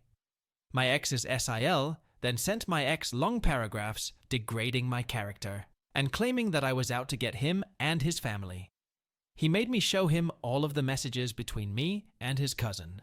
To prove that I didn't do those things, I was telling the truth. My ex then told his SEL it was all a lie, and she promised not to tell his mom these things. She betrayed my ex and told his mom these rumors about me behind his back, which led her to express her disapproval of him dating me. I tried to apologize to his family for the drama, explain the truth, and even got his mom a gift, but she wouldn't budge. After a month of my ex distancing himself and being cold toward me, he broke up with me over text, saying that he ultimately felt that he had to make a choice between me and his family, and that will never be okay with him. This felt like he was blaming me for putting him in that position, even though I did everything I could to mitigate the drama. For some context, my ex told me that he has trust issues because of his mom leaving him when he was young to live with a short-term boyfriend in a different state, separating him from his brothers. He also mentioned that she has never sustained a relationship longer than a year, so I couldn't understand why he would trust her advice on how to handle our relationship. He also had previously mentioned how his family is toxic and constantly starting drama between each other. It's been 3 months now since he left me. Weeks ago, I wrote him a letter describing how I felt about the situation and how confusing and unfair it was because my ex always seemed afraid and unwilling to lose me. This letter was weighing on me, so I decided to send it to him a few days ago, not expecting a response. My ex emailed me saying he apologized for causing me any hurt, said that it wasn't his intention, and repeated the line about how he felt he had to make a choice. I was really upset by this response, and replied in anger saying that he still made a choice, and that it was his mom who put him in that position. I also told him that thanks to his mom, it led me to this new guy who I've been talking to. This is where I might be the AH. I knew it would crush my ex to tell him I was talking to someone new, but at the same time, those are the consequences of breaking up with someone. I also asked him not to reply to my email. A few hours later, I got a message from my ex on Instagram saying that he apologizes for causing any hurt, that it wasn't his intention, and that it was all just an unfortunate situation. This angered me even more because I felt he was belittling everything I endured. I told him that I couldn't forgive him if he can't acknowledge that his family was the one who created this situation and how poorly I was treated in the midst of it. I told him that he decided making his family uncomfortable was worse than losing me completely, and how that is not someone who ever valued me. I also told him I deserve to be happy with someone who chooses me, knowing that his biggest fear during our relationship was that I would leave him for someone better. Finally, I questioned his choice to trust his mom and reminded him of his reasons not to trust her. I told him I didn't want to hear from him unless he was going to give me a genuine apology, and that I hope one day he realizes how badly he messed up by giving up someone who loved him unconditionally to please historically toxic people. Am I an AH for being so harsh? Part of me wonders if I am being unfair by not being forgiving. I understand how powerful family dynamics can be, and how difficult it can be to stand up to your family, especially when they are combative and stubborn. I know he was put in a very difficult position, and that his family refused to leave him alone until he ended things with me. I'm sure it was really stressful for him, but at the same time, I believed that I was at least worth the fight if he truly did think I was the one for him. So AITA for not being more sympathetic to his perspective and accepting his apology. OP is not an AH for standing up for herself and wanting a genuine apology from her boyfriend. She is completely justified here. So, I would rate her 0 out of 5 on the AH scale. OP's boyfriend is an AH for prioritizing his toxic family over her girlfriend, despite knowing that they mistreated his girlfriend. So I would rate him 2.5 out of 5 on the scale. Let's now jump on to the next story from the _Peach 4012. AITA, for only applying a discount to my portion of rent? I, 23F, live in a 2-bed, 2-bath apartment. When I first moved in, November 2021, I was just an average tenant. In October of 2022, my current roommate moved in. January 2023, I started at my current job. The guy who owns the company I work for also owns the apartment complex I live in. Once I passed my 90 days, I was able to receive a 20% discount on rent. Because I was the one working for the company, I assumed it was okay to apply the 20% discount to my portion of the rent. I don't charge my roommate extra. I take the full rent amount and split that in half. That is her rent amount, and then I take 20% off of the full rent and apply that to my half of the rent. So, while she pays $855, I pay $513. This is before utilities and such. Recently, my roommate and I had an argument about the air conditioning. I am home 1/3 of the day, so the only time I'm really home is to sleep, or sometimes on the weekends. My roommate works from home and does not have a functioning car. So, unless a family member or friend is driving her places, she is always home. Some nights were getting stuffy during the summer to fall transition. I run extremely hot and she usually runs cold. So at night, I was running the AC 2 degrees colder than what we had agreed on. During the summer, when I leave for work, I would set it at 74. But when I would get home, it would be at 71. So, we had agreed on running it at 70 to 73. However, I was changing it because the season was changing. I didn't think it would be an issue, since she would run it all day at 71 in the middle of summer, and peak hours, making our bill $130. I never complained about the price, or her running it constantly, because that room tends to get very warm. When I was turning the AC to 68 at night, it wasn't getting any colder. I walked back out to check the thermostat, and it was set back at 70. The thermostat only has 3 controls: hot, cold, auto, and then buttons to adjust up or down on the temp. I knew it was her changing it, so I asked her about it. She claimed that she thought it was changing on its own. And then she said that because the weather was getting cooler, there's no reason to have it cold inside as well. Inside the apartment, it was getting stuffy. While it would be 68 degrees outside, it was warm air. On top of that, I couldn't open my balcony door because I have a tree right outside that brings mosquitoes and spiders. So, I have to wait until they die to open it. I explained this to her, and she replied by saying that her room ends up freezing at 4 a.m. and that she thought I had fans in my room to keep me cool. I explained that I understand that it gets cold to her, and if there was any way to close her vent. And that yes, I do have fans, but they will just blow around hot air. That I am waking up sweating at night. She then says that we have a dilemma, that she is trying not to freeze, even when I'm not there. This is a direct quote from the text she sent me. I'm also paying more for everything, because you get a discount, but I don't think it's fair that I'm trying to keep the apartment at a reasonable temperature, so it won't affect the bill, and you cause it to increase because you're always hot. She also said, the best way to save money is to have it set at 78 year-round. I pointed out that if 78 was ideal, then why was she running it at 71? I offered her a heated blanket I had as well. In response, she said, I mentioned 78 degrees because I need you to understand that it isn't normal to have the house as cold as you want it, even in the fall/winter. You're always hot because of your health, not because it is genuinely warm in here. She also said, I shouldn't feel confined to my room because you want to keep the rest of the apartment cool. Which, sure, I understand. But the times I'm running it is at night when you are already in your room anyways. She also tends to work in the kitchen, and when I'm home, I've needed to use it. She has told me to hurry up and be fast because she has to have her camera on. We split all utilities 50-50. She is not paying more or less than me in the fluctuating bills. She is only paying more in rent. Also, how is she freezing when I'm not there? She has access to the thermostat. She knows how to change it because she was actively changing it daily to 71 degrees when it was 98+ degrees outside. I only ever change the thermostat when I am home and staying home. I feel like she may be in the wrong here because she is using more energy than me. She is home all day, uses more Wi-Fi, electricity, and gas using all appliances during peak hours. My roommate also benefits from the discount. Our rent does not fluctuate, Maintenance gets done with work orders extremely fast. We don't have to pay for water, sewage, or trash. She also complains when maintenance doesn't come during the time that she requested, because it interrupts her work. She has even left a sign on the door saying, "Working from home, do not knock."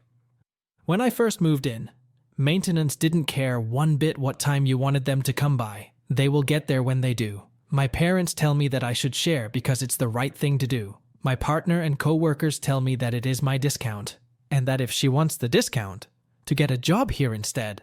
I truly feel like I shouldn't have to share my discount with her, since she already benefits from other perks as well. But AITA for not sharing? OP is not an AH for applying the discount to only her portion of rent, because the discount is a job perk earned by her, not by her roommate.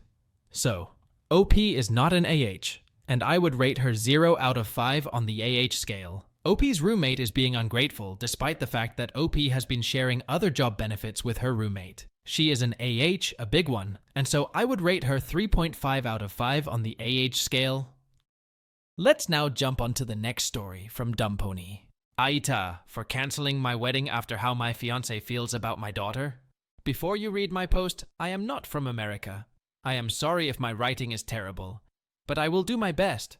For background context, I was married when I was 22 and my husband was 25. He had a daughter who was 2 when we married. I consider her my daughter in every way. My husband passed away sadly when she was 4. So, I, 34F, have been with my fiancée Jessie, 35M, for 8 years. My daughter Bailey is 14F. She considers Jessie her father. Jessie has never treated Bailey wrong at all, but knows of my husband who had passed away. Jessie has always treated her sweetly and like a daughter. I'm currently 6 months pregnant. We are all excited. Jessie has told me how he wants to adopt Bailey after getting married. To surprise her, we are getting married in August. I wouldn't say we are close to being done with everything, but we did plan a big dinner, and I did invite my friends and Jessie's friends.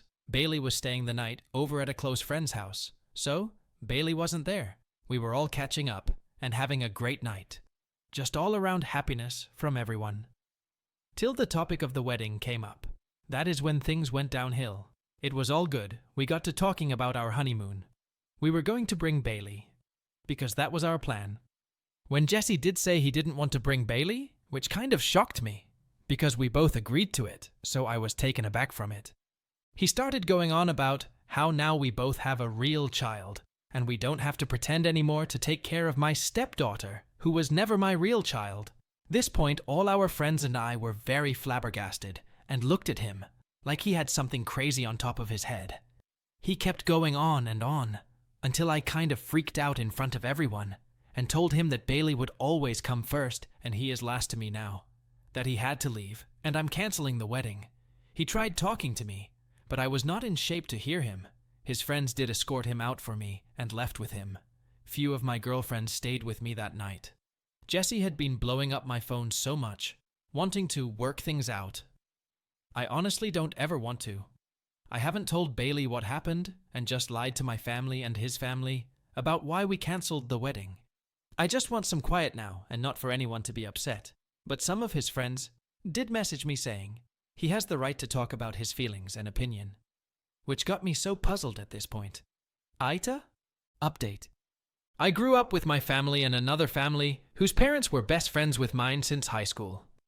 My parents had me, 28, F, and my 2 older brothers, 31, M, and 35, M, while their friends had 4 boys, M27, M29, M30, and M37. Growing up was pretty nice, but the boys used to pick on me a lot and exclude me during their girls are yucky phase. I wouldn't say I see these boys as brothers, but maybe as cousins. I was close to M27 and M29 when we were little. I will call them Adam and Jake. Until we were 15, we were really close and did a lot together. I don't talk to Jake much anymore. No hard feelings, but he grew up to be a classic tech bro and can be pretty condescending. However, our families are obsessed with the idea of us ending up together. The other guys are already married, and Adam is gay. They've always pushed for us to be together, making us go to the store alone at Christmas, telling us both an earlier time to meet at the restaurant for Dad's birthday, talking him up a lot, etc. Then both Jake and I met our SOs. I have been with my fiancé for 5 years, and Jake met his fiancée 3 years ago. Our families have been very disappointed and have not welcomed our SOs warmly. One Christmas, I took Jake's fiancée Tracy aside and explained the weird family lore to her. With Jake, just like we did with my fiancé, we assured her that it was just a weird thing of our family, and that Jake and I have not been close for ages and have never had more than a friendly relationship. Ironically, having to stand against our parents made us all a little closer. But we come to the problem. Jake and Tracy are going to get married soon, and it has been chaos. Our parents have upped their antics by 2,000%. Family dinners are full of, we thought you two would get married. They brought out a picture I apparently drew of me and Jake when we were little of us getting married. I suspect they made it. It did not look like it was made by an actual child. They were cornering Tracy about making me the matron of honor and letting me wear white. What? Also, his brothers and my brothers joined in, making jokes about us being star-crossed lovers and calling me the Missus. I distanced myself heavily from my family during that time and stopped going home after talking to them, did nothing. One day, one of my brothers invited me out. He said it was just my 2 brothers and me. So, I went to his apartment, and when I arrived, it was Jake's bachelor party. One of his brothers screamed out that the stripper was here. You. I wanted to leave, but the next train left close to 12 a.m., and it was not the safest neighborhood, so I stayed. They tried to make me drunk, were constantly physically pushing me and Jake together, and even locked us in my brother's bedroom. I could hear loud laughing from the other side. Jake and I did not talk much. He apologized to me and asked me if I could not come to the wedding, as I made Tracy uncomfortable. I completely understood and said at that point I was not planning to go anymore. He offered to drive me home, as he was also completely sober. When they opened the door, he said we were going home. In their heads, that meant we were going to be intimate or something, because all the caveman sounds started. The next day, my phone was blowing up. Someone uploaded a video of me and Jake leaving and captioned it, "Finally." It was very awkward. I am clearly uncomfortable, and so is Jake as we exit the apartment and enter his car. There were comments, calls, and texts. Tracy called me crying and cursing me out. Jake called me apologizing and telling me he tried to explain. My mother and his mother sent me a bunch of texts saying how proud they are and that it was about time. My fiancé is understanding, but he wants me to make clearer boundaries with my family. I drove past their house and they were all there. They didn't even let me talk and were just love-bombing me. I started screaming and told them Jake and I have never and will never be together, and I will not be leaving my loving fiancé. That I would not be going to Jake's wedding. And if they kept up with this, I would cut every single one of them off because I am tired and just want to live my life and not their incest fairy tale. By the end of my meltdown, my mother and his mother were crying, and my father just told me to get out. Since then, I have been getting messages from my brothers calling me a for treating my family like that because they only wanted the best for me. So, AITA, edit. No, an Uber was not an option. Taxis and Ubers are ungodly expensive here. Thus is take the freaking train. Also, no, we don't have a car. Tracy was away and my fiancé had a night shift. Update 2. My best friend and I have been close for years, but lately, things have changed. She hasn't been supportive during my wedding planning. She missed my engagement party, saying she had other plans, and didn't show up for my bridal shower, claiming she was too tired. When I asked her to be my maid of honor, she seemed uninterested and didn't help with any of the preparations. She didn't even ask how things were going or offer any assistance. Whenever I try to talk to her about the wedding, she changes the subject or seems bored. She didn't help with choosing the dress, the venue, or anything else. I feel like I'm going through this important time in my life without her support. Am I overreacting? I don't want her at my wedding because it feels like she doesn't care. I really want my sister to be my maid of honor instead. Will I be wrong for this? Update 3. So not going to name names because I want to keep this anonymous, but me, 24F, and fiancé 22M, have been together 1 by 2 years now and lived together pretty much since. I have a son who is almost 4. But fiancé is not the father. We met not long after he was born, and he's helped me raise him. Father is not involved. My fiancé's mother has had an issue with me since I started dating him pretty much, but always indirectly. So she would make snide comments that weren't bad enough to say something about, But when we got engaged, we were all sat at the dinner table, and she told us she didn't want us to marry yet, and should wait. We booked the wedding for 2 years after engagement. 7 months from now, our wedding is due. But it seems since she has gotten worse, she constantly bugs him and calls even when she knows he's busy. And if he doesn't answer immediately, she spam calls him. It's been hard work. But back in May, I lost our baby through ectopic pregnancy. It was really hard on us. And she helped look after my son whilst I was in hospital.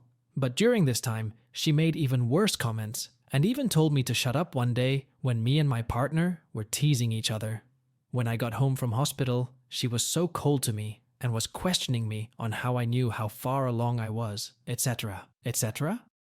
To the point I cried because after losing a baby, I didn't want to be interrogated. I saw her once after that, and it was on her birthday, and all was good. Until 2 months later, she started making rumors up about me to her friends and my partner, accusing me of cheating and lying to him, which never happened, and since hasn't spoken to me. Me and my partner thought this may blow over, so waited it out, but during this time, 3 months, she excluded me from family events, my partner's birthday meal she'd organized, BBQs, etc. But my problem is that my partner is still going to these things without me, and isn't really setting clear boundaries. We have spoken through this with a therapist, and she said he should, so he said to his mother, he thinks she needs to see our therapist to work through these things, so she did. But yesterday, we saw our therapist after his mother had gone, and our therapist informed me that it was clear that there would be no change or compromise with his mother. She is pretty much set on hating me, basically, and that I either need to put up with that for the future, him going to family events without me and keeping that life separate, or pretty much end the relationship. Now I don't want to end it, because we have something really good as a couple. But at the same time, I feel I don't want to put up with this forever. I just kind of want to know the right thing to do, so if anyone could give their opinion, it would be much appreciated. Edit.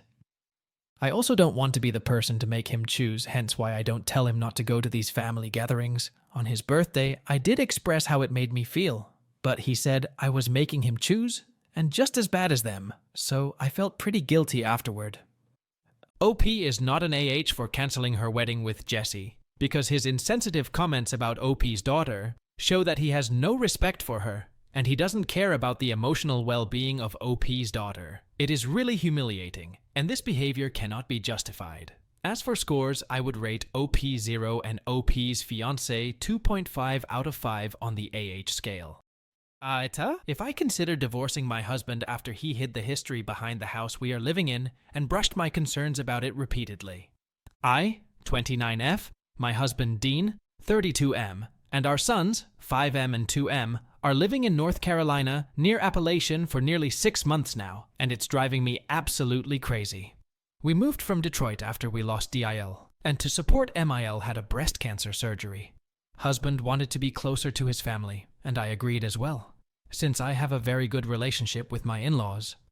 Unfortunately, we couldn't move in with Mel since she is living with my Sil and her husband and 4 children, after selling off her own house for medical expenses.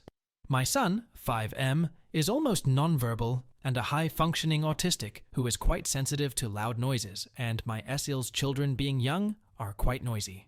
So we moved in my Mil's grandfather's house, which is only 30 minutes away from walking distance to my Sil's house. This house is old and it's giving me the creeps. Despite how my husband saying it's just an old house and my Sil saying it's just Appalachian, I just don't like it here. I am a skeptic, but this house is terrifying and it's affecting my kids too. My 2-year-old son stands in front of mine and Dean's bed every night since we have moved in for no apparent reason, staring at me blankly. There is weird smells and noises in the house I can't describe. My oldest son just bursts into crying, pointing at walls. The doors which I remembered locking is open, and most importantly, my sons somehow leave their playroom and end up in different parts of the house which they shouldn't have access to since they are so small in height compared to the doorknobs. I have talked to my husband about it, but he brushes me off every single time saying I am imagining things or being lazy, which I am not. I do stay at home work and do all the house chores while Dean, who got a new job Barley, is home. The last straw came a week ago when I was visiting my Emile and Sile's house with my youngest, and our babysitter called saying our oldest was missing. I rushed back home and checked everywhere only to find him in the basement crying, "Dean is the only one who has the key to the basement. and it was locked when I left. My husband called the babysitter incompetent and fired her on spot, which I don't think is the baby sister's fault, since her resume made her seem competent. Since this was my last straw, and my husband was still brushing me off and won't tell me anything about the house, I finally talked to my MIL, whom I didn't talk about the house before since she has quite a trauma response to it. And she told me about how her dad was a bad person as well as a serial cheater, and kicked her mom, her and her siblings out to bring him his new mistress and her children. But for some reason, after 2 to 3 years, the mistress, her children, and MIL's half-sister just disappeared, and MIL's parents got back together. She had mentioned how the house smelled extremely odd and fleshy when they returned back home, and it gave me major red flags. MIL had told me more about her father, which is too personal to share on the internet, but it gave me major bad vibes, and it also gave me reasons to believe that he had potential to commit serious crimes. I confronted my husband about it, and he brushed me off again, saying it was silly stories, and MIL just made it extra scary to freak me out, and we ended up having a huge fight, where we called each other some nasty names. He called me a crazy, stupid, and I am acting like this so I can keep him away from his family, which made no sense since I am the one visiting Mill and taking care of her alongside Sil, while he barely visits her.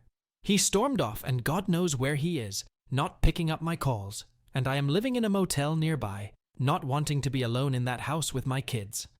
My Sil had taken his side and blowing up my phone to fix it with her brother, and MIL is neutral on this but seems to be taking my side, but it's probably biased since that place has given her bad memories. I am considering divorce and talk to my friends about it, and some are saying I am right, while others are saying I am overreacting and watching too many horror TikToks. I feel like I am not in the wrong. I just want my husband to understand me, to hold me in his arms and tell me all is well. Even if he doesn't believe me, at least he could give me a reassurance that everything is all right. But he is acting like I am a psycho ward patient, calling me crazy. He is never home, so he doesn't understand the paranoia I am going through, how I can't handle this anymore. For my safety and safety of my children, even if it's not paranormal related, and his blatant distrust in me. So, AITA? OP's concerns regarding the safety of her children are 100% justified. Her demand for a divorce from her narcissistic husband doesn't make her a psycho ward patient, not OP, but rather her husband is an AH for continuously belittling OP's concerns. So I would rate him 3.5 out of 5 on the AH scale. As OP is not an AH, she stands at 0. Let's now jump onto the next story from top_sound 3762. AITA, for telling my new Sil that I will not stop inviting my ex-Sil to my house? My brother was married to Carla for literally 23 years. I have known her since I was 16 years old, and honestly, she's like a sister to me, and I'm even closer with her than with my brother. He married Maura 2 years ago, and has a child with her, while he also has 2 with Carla. The co-parenting between them is good, and they divorced because of differences. There are no bad feelings. Carla goes to my mother's house, to my house, or to my sister's house as always, and we go to visit her too. It was literally 23 years, and apart from that, there is my nephew and niece in the middle. The family relationship with Maura is good. Carla does not come to things like Christmas or gatherings that are only family things, since she herself said that she does not want to make my brother and Maura feel uncomfortable. We visit each other alone, or go on trips together. Even our friend group is the same, so we're obviously still close. A few days ago, Maura came up to me to tell me that it would be good of me to stop inviting Carla to my house and birthdays, my birthday or my children's birthdays, now that my nephews are older. I told her that I'm not going to stop hanging out with Carla, and she got offended. We had a little argument about it, and she told me that I'm not giving her place as my brother's wife, and I'm being disrespectful to her because we should have low contact with Carla. I told her that Carla is my friend, and I'm not going to cut her off. I know she's jealous, but at this point, it's like asking me to stop seeing a friend. AITA? Update. Thank you so much for all your comments and reaching out to me. I don't know what I accepted when I posted. I guess I wanted to receive some unbiased feedback from an outside perspective, but I never expected this. I was really overwhelmed with how kind and nice most of you were. So once again, thank you and sorry for not being able to reply to all the comments. For those who were not on the same page, I understand and respect that you have a different opinion. From my initial post, I have left out a lot of details because it's a long story, but some of you were curious about what actually happened and asked me to provide more details, so buckle up, I will do just that. How I met my future husband. I got asked a lot if I live in a trailer park or small town with only a bar available. The answer is no. We actually live in a big city with a population of a couple millions of people. I met my fiancé through a mutual friend. My girlfriend was dating one of George's colleagues, and they all began to hang out for drinks after work, since they were all in the same building. At some point, I had no plans for that day, and my girlfriend invited me to go with them to a bar, and this is how we were introduced. After this, we started having different group activities together, and things slowly progressed. George targeted his ex's younger SIL to spite her. There was no coincidence that we started dating. As absurd as it may sound, it was indeed an ironic coincidence. You may think out of the millions of people there are in a city, what are the chances for you to start dating your SIL's ex? Well, it happened to me, and we did not know about it in the beginning. The girlfriend that asked me to go with them to a bar did not know Ella, never saw her IRL, and she never saw her with George. When George met me, he had no idea that I had any connection to Ella, so there was no chance for him to be an evil mastermind and intentionally date me just to spite her. I did not take George home to meet my family immediately either. Maybe I am the weird one, but I was never the type to parade my boyfriends in front of my parents if I was not sure the relationship was going to last. I broke the girls' code. I do not consider that I did, let's be clear. I have a couple of true friends. They have been my friends for many years, and I would do anything for them. I am a very loyal person, and I know the girls' code very well. When we eventually found out the connection Ella had with both of us, I was shocked, and I asked the same question that many of you did. What were the chances? It was a very uncomfortable position to be in. Even though I had no relationship with Ella except the obvious one of her being my SIL, it was strange to know that they dated. I wanted to find out what happened before taking any decision, and I did. The way I saw things, there was no reason for me to punish George for having a past. We were in love, we were happy, and Ella was already married to my brother. I may have been selfish, but I thought, is this man and our relationship worth it? And the answer was yes, to me he was, is and will always be worth it. Also, we see my brother and Ella only a couple of times. Most of the times, for obvious reasons, we prefer to visit my parents separately. George's addictions, so many of you reached out to me being concerned about this, and I wanted to thank you for caring, and say I am sorry you had to go through traumatic experiences with addicts. Some of your stories were hard to read, and I appreciate immensely that you were open to share your experiences with a stranger. I understand why most of you were triggered by my story, but George was not that type of addict. He had a lot of unresolved trauma. He was lonely, unloved, and ashamed, so his coping mechanism were parties, alcohol, and drugs. His entourage was also not the best. You can imagine that a bunch of 36-year-old party boys/girls are no good. But at the end of the day, when everyone else went home to their families, wives, and kids, these were the people who could provide company to George. I think it was more like all of them providing company to each other, so they could feel less lonely. But other than this, George was a functional adult. He had a stable, well-paying job. He was and is still working as a software engineer. He was never violent, etc. George changed for me. No, George changed for himself and because he wanted to. He told me that I was the trigger that made him want to get his life in order, but in a more meaningful way than just wanting to get into my pants. When we started hanging out as a group with my friend and his colleague, he learned how easy it was to interact and have fun without drugs or alcohol. He also saw that I enjoyed spending time with him. I looked forward to seeing him every time, and he understood that his sober self is not unlovable. He was longing for healthy relationships and normality. But until that moment, he felt like he was not deserving to have them. I think the way I helped him was solely because I saw and fell in love with his true self, and that gave him confidence and purpose. I am the golden child. There is no such thing in our family. My parents love my brother, and I the same. Of course, when they heard Ella's BS the first time, they were worried for me, but I was open with them. I told them how things happened. George was honest and never hid his troubled past from them. And in the end, they were okay with our relationship. My parents trust me, trust my judgment, and they only want to see me happy.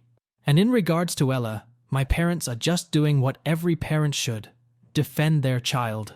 She was warned before. My parents talked to her, asked her to stop acting like this, and told her she is out of line, so it's not like they kicked her out the first time it happened. Now into the update. Yesterday, I contacted my brother and asked him to meet me for coffee. It was only the two of us, and I think it was the first time I have opened my heart like this in front of him. I started off by apologizing for him being caught in the middle, but I told him I will never apologize or be sorry for loving George. I was honest and told him how much this situation has been affecting me. My brother is the same age as my fiancé, so he is 11 years older than me. During our childhood, he was my protector, the person I looked up to.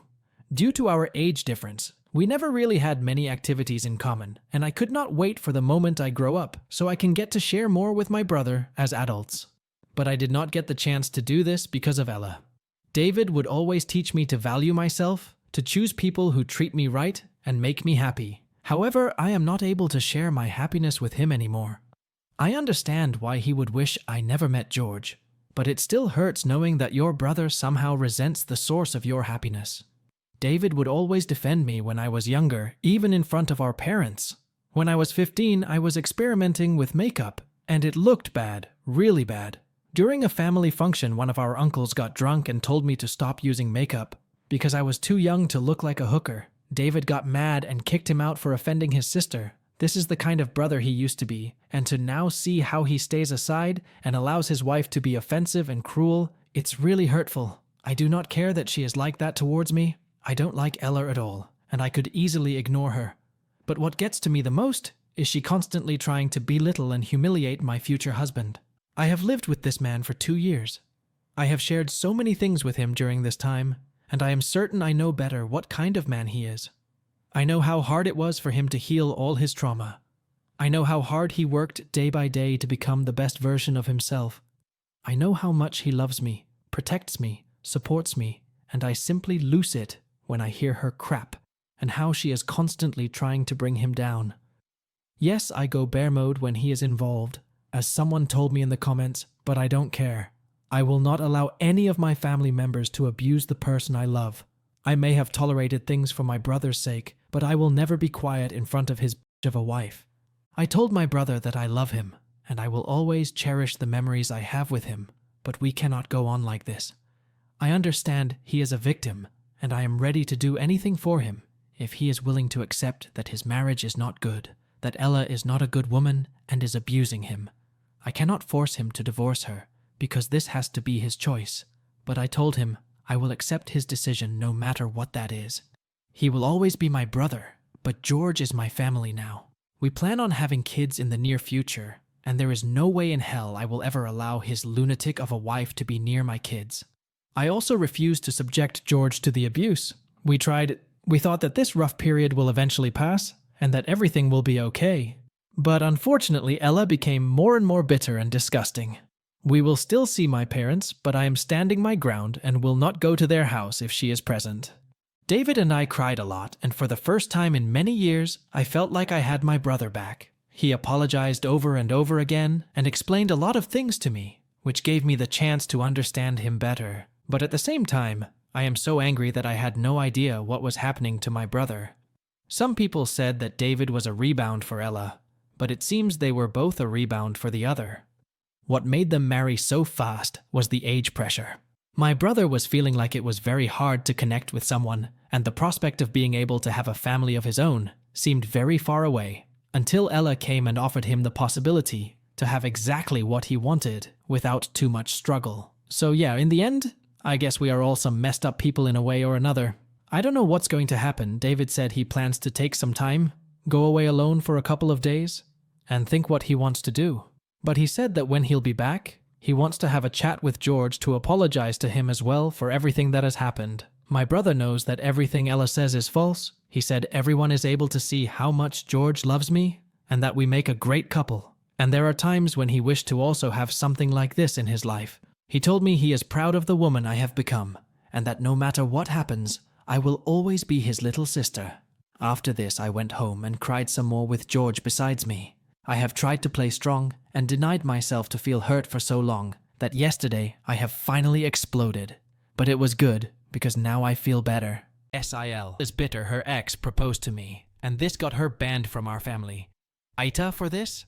My 27F fiance's ex is now my older brother's wife, so my SIL.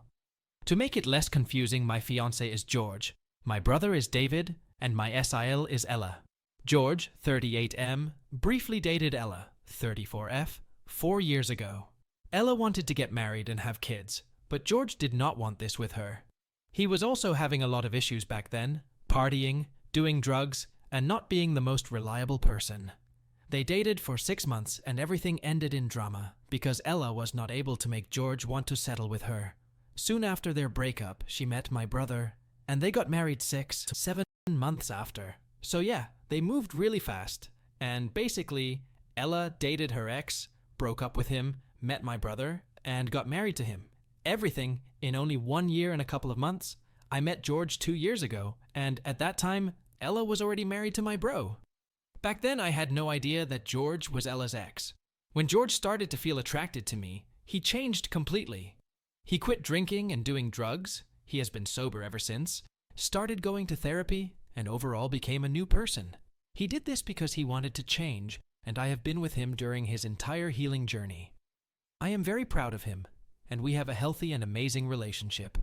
Even if Ella was already married to my brother, she was furious when she found out I was dating George and that he was serious with me.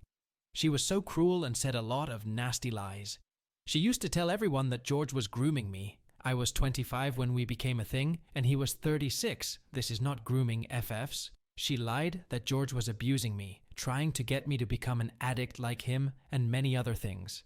This ruined my relationship with my brother because he never did anything to make her stop. George and I announced our engagement to my family last week during my dad's birthday. My parents were happy for us, but Ella said, "It must be nice to be the one to get the ring after someone else struggled to fix him." Again, no reaction from my brother as usual. My parents told her to stop, but I just snapped and told her something along the lines, "He fixed himself, you POS, and yes, it is nice to know I will be married to the man I love more than anything and who loves me the same. But how is it for you knowing that no one else except my idiot brother ever wanted to marry you? Does it feel nice?" My parents kicked them out after this. They told her that everybody had enough of her BS. She is insane, because although being married, she is still bitter over the fact that her ex did not want her. She is officially banned from every family event, and my brother is now blaming me. So AITA in this situation? I don't think I am, honestly, but I want to also hear some unbiased perspective. Update 2. Hey, it's been some time since my last update, and I kept receiving questions about what's new with my family drama, so I decided to update once again. TLDR. My brother David is divorcing his wife, and we found out a lot of details about her. As expected, she is not taking the divorce lightly. As planned, David did take some time for himself and went to a retreat cabin for a week. He went there alone because he wanted to have the space and time to rethink his life choices. This was exactly what he told Ella, but left out the location because he did not want to risk her showing up there. The first day he was away, Ella contacted my parents and me to ask us about my brother's location. We did not disclose anything. On Wednesday that week, I was contacted by some of my brother's friends. They wanted to know if my brother was okay and if it was true that David was cheating on Ella. Initially, I was very confused on why would they think that, but they told me that Ella has been going around complaining to people that my brother was cheating on her, and that we, his family, were on board with it and covering up his affair. I told my bro's friends that this was not true, but I decided to be petty, so I went on social media, uploaded a photo of me with my brother, and wrote how proud I am of him, that he is taking this time to focus on mental health and his well-being. Some hour later, Ella called me and demanded I take down my post because I was embarrassing her. I played dumb and asked her why would a post dedicated to my brother would ever embarrass her. She never answered, never admitted to lying, and I never took down my post. It will stay where it is for posterity. After my brother returned from the retreat, he asked me, George, and my parents to meet up at our parents' place and talk. He apologized for everything that happened with his wife and told us a lot of things about Ella. Apparently, she is a very jealous person, and she has a constant need to put others down so she can look better or feel superior. Bro gave us a lot of examples of shitty things she did, including to some of her relatives and supposed friends. One of her female cousins works for a transport company, so most of her colleagues at work are men.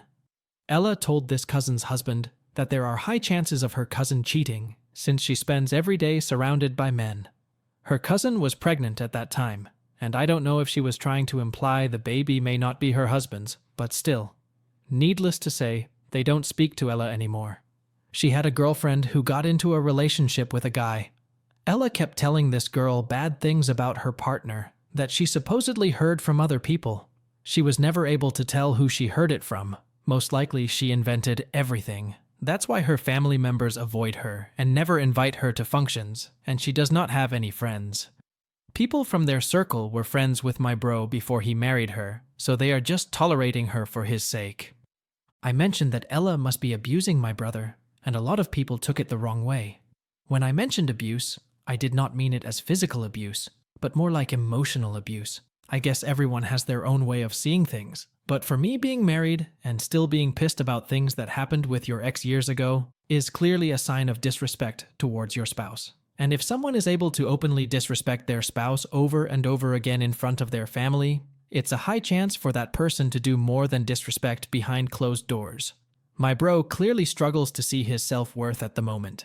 And this is also the reason why he accepted too many things from his wife. But we will be with him, always support him, and remind him what an awesome guy he is. Also, many people were outraged and called me an AH for calling my brother an idiot. I don't know if all of your families and relationships are like those you see in commercials, but in real life siblings fight, and sometimes when they fight they may call each other's names. This doesn't mean I don't love my brother or that I don't respect him, but if I see him acting like an idiot, I will always say it to his face and explain why I think he is an idiot. I apologized for calling him an idiot, and he said there is no need to apologize because he expects me to always be honest with him, even if sometimes the truth may hurt.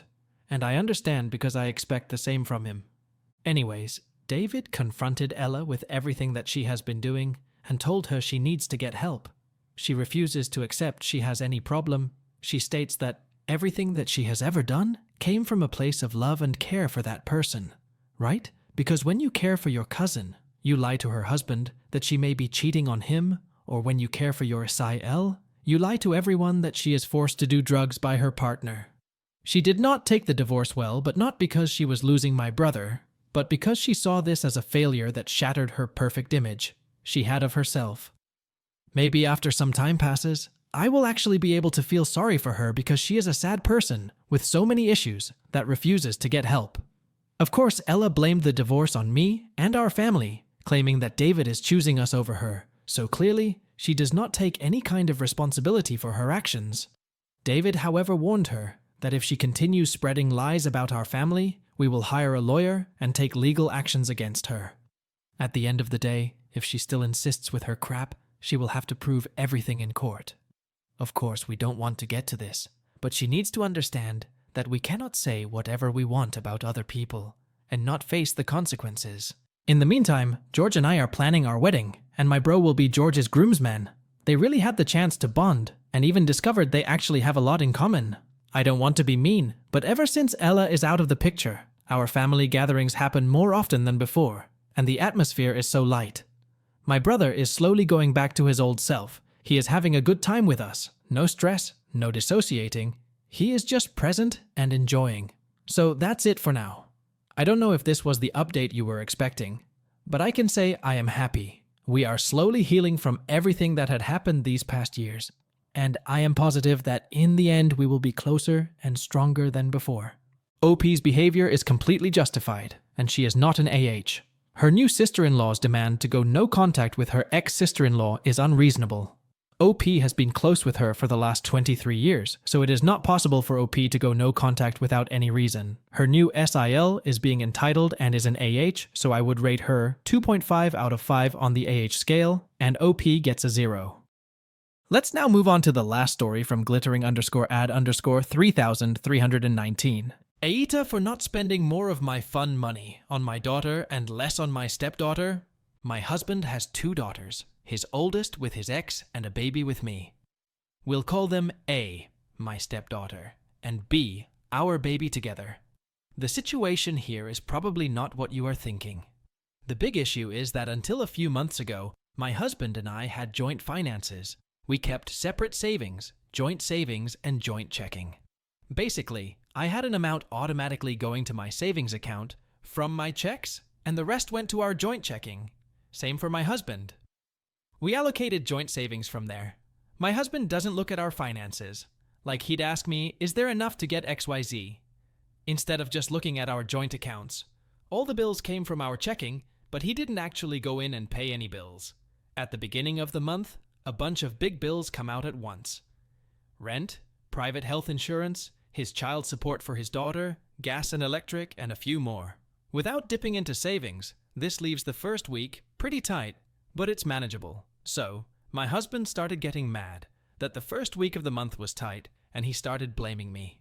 He says I spend too much money and I shop too much. This is literally not true. When he met me, I did shop a lot, but I could afford it because I was single and child-free and making a lot of money. I feel like he is holding that against me now, even though I barely buy anything for myself, and I buy fun but affordable things for the girls. I also get our groceries and literally every single house essential, so I feel like he considers that spending as well. Anyway, he felt like I was spending too much money, so he decided he wanted to separate finances completely. I now let him know his share of rent and other bills things, and he sends it to me. His child support for A is his bill, my health insurance is mine, and so on.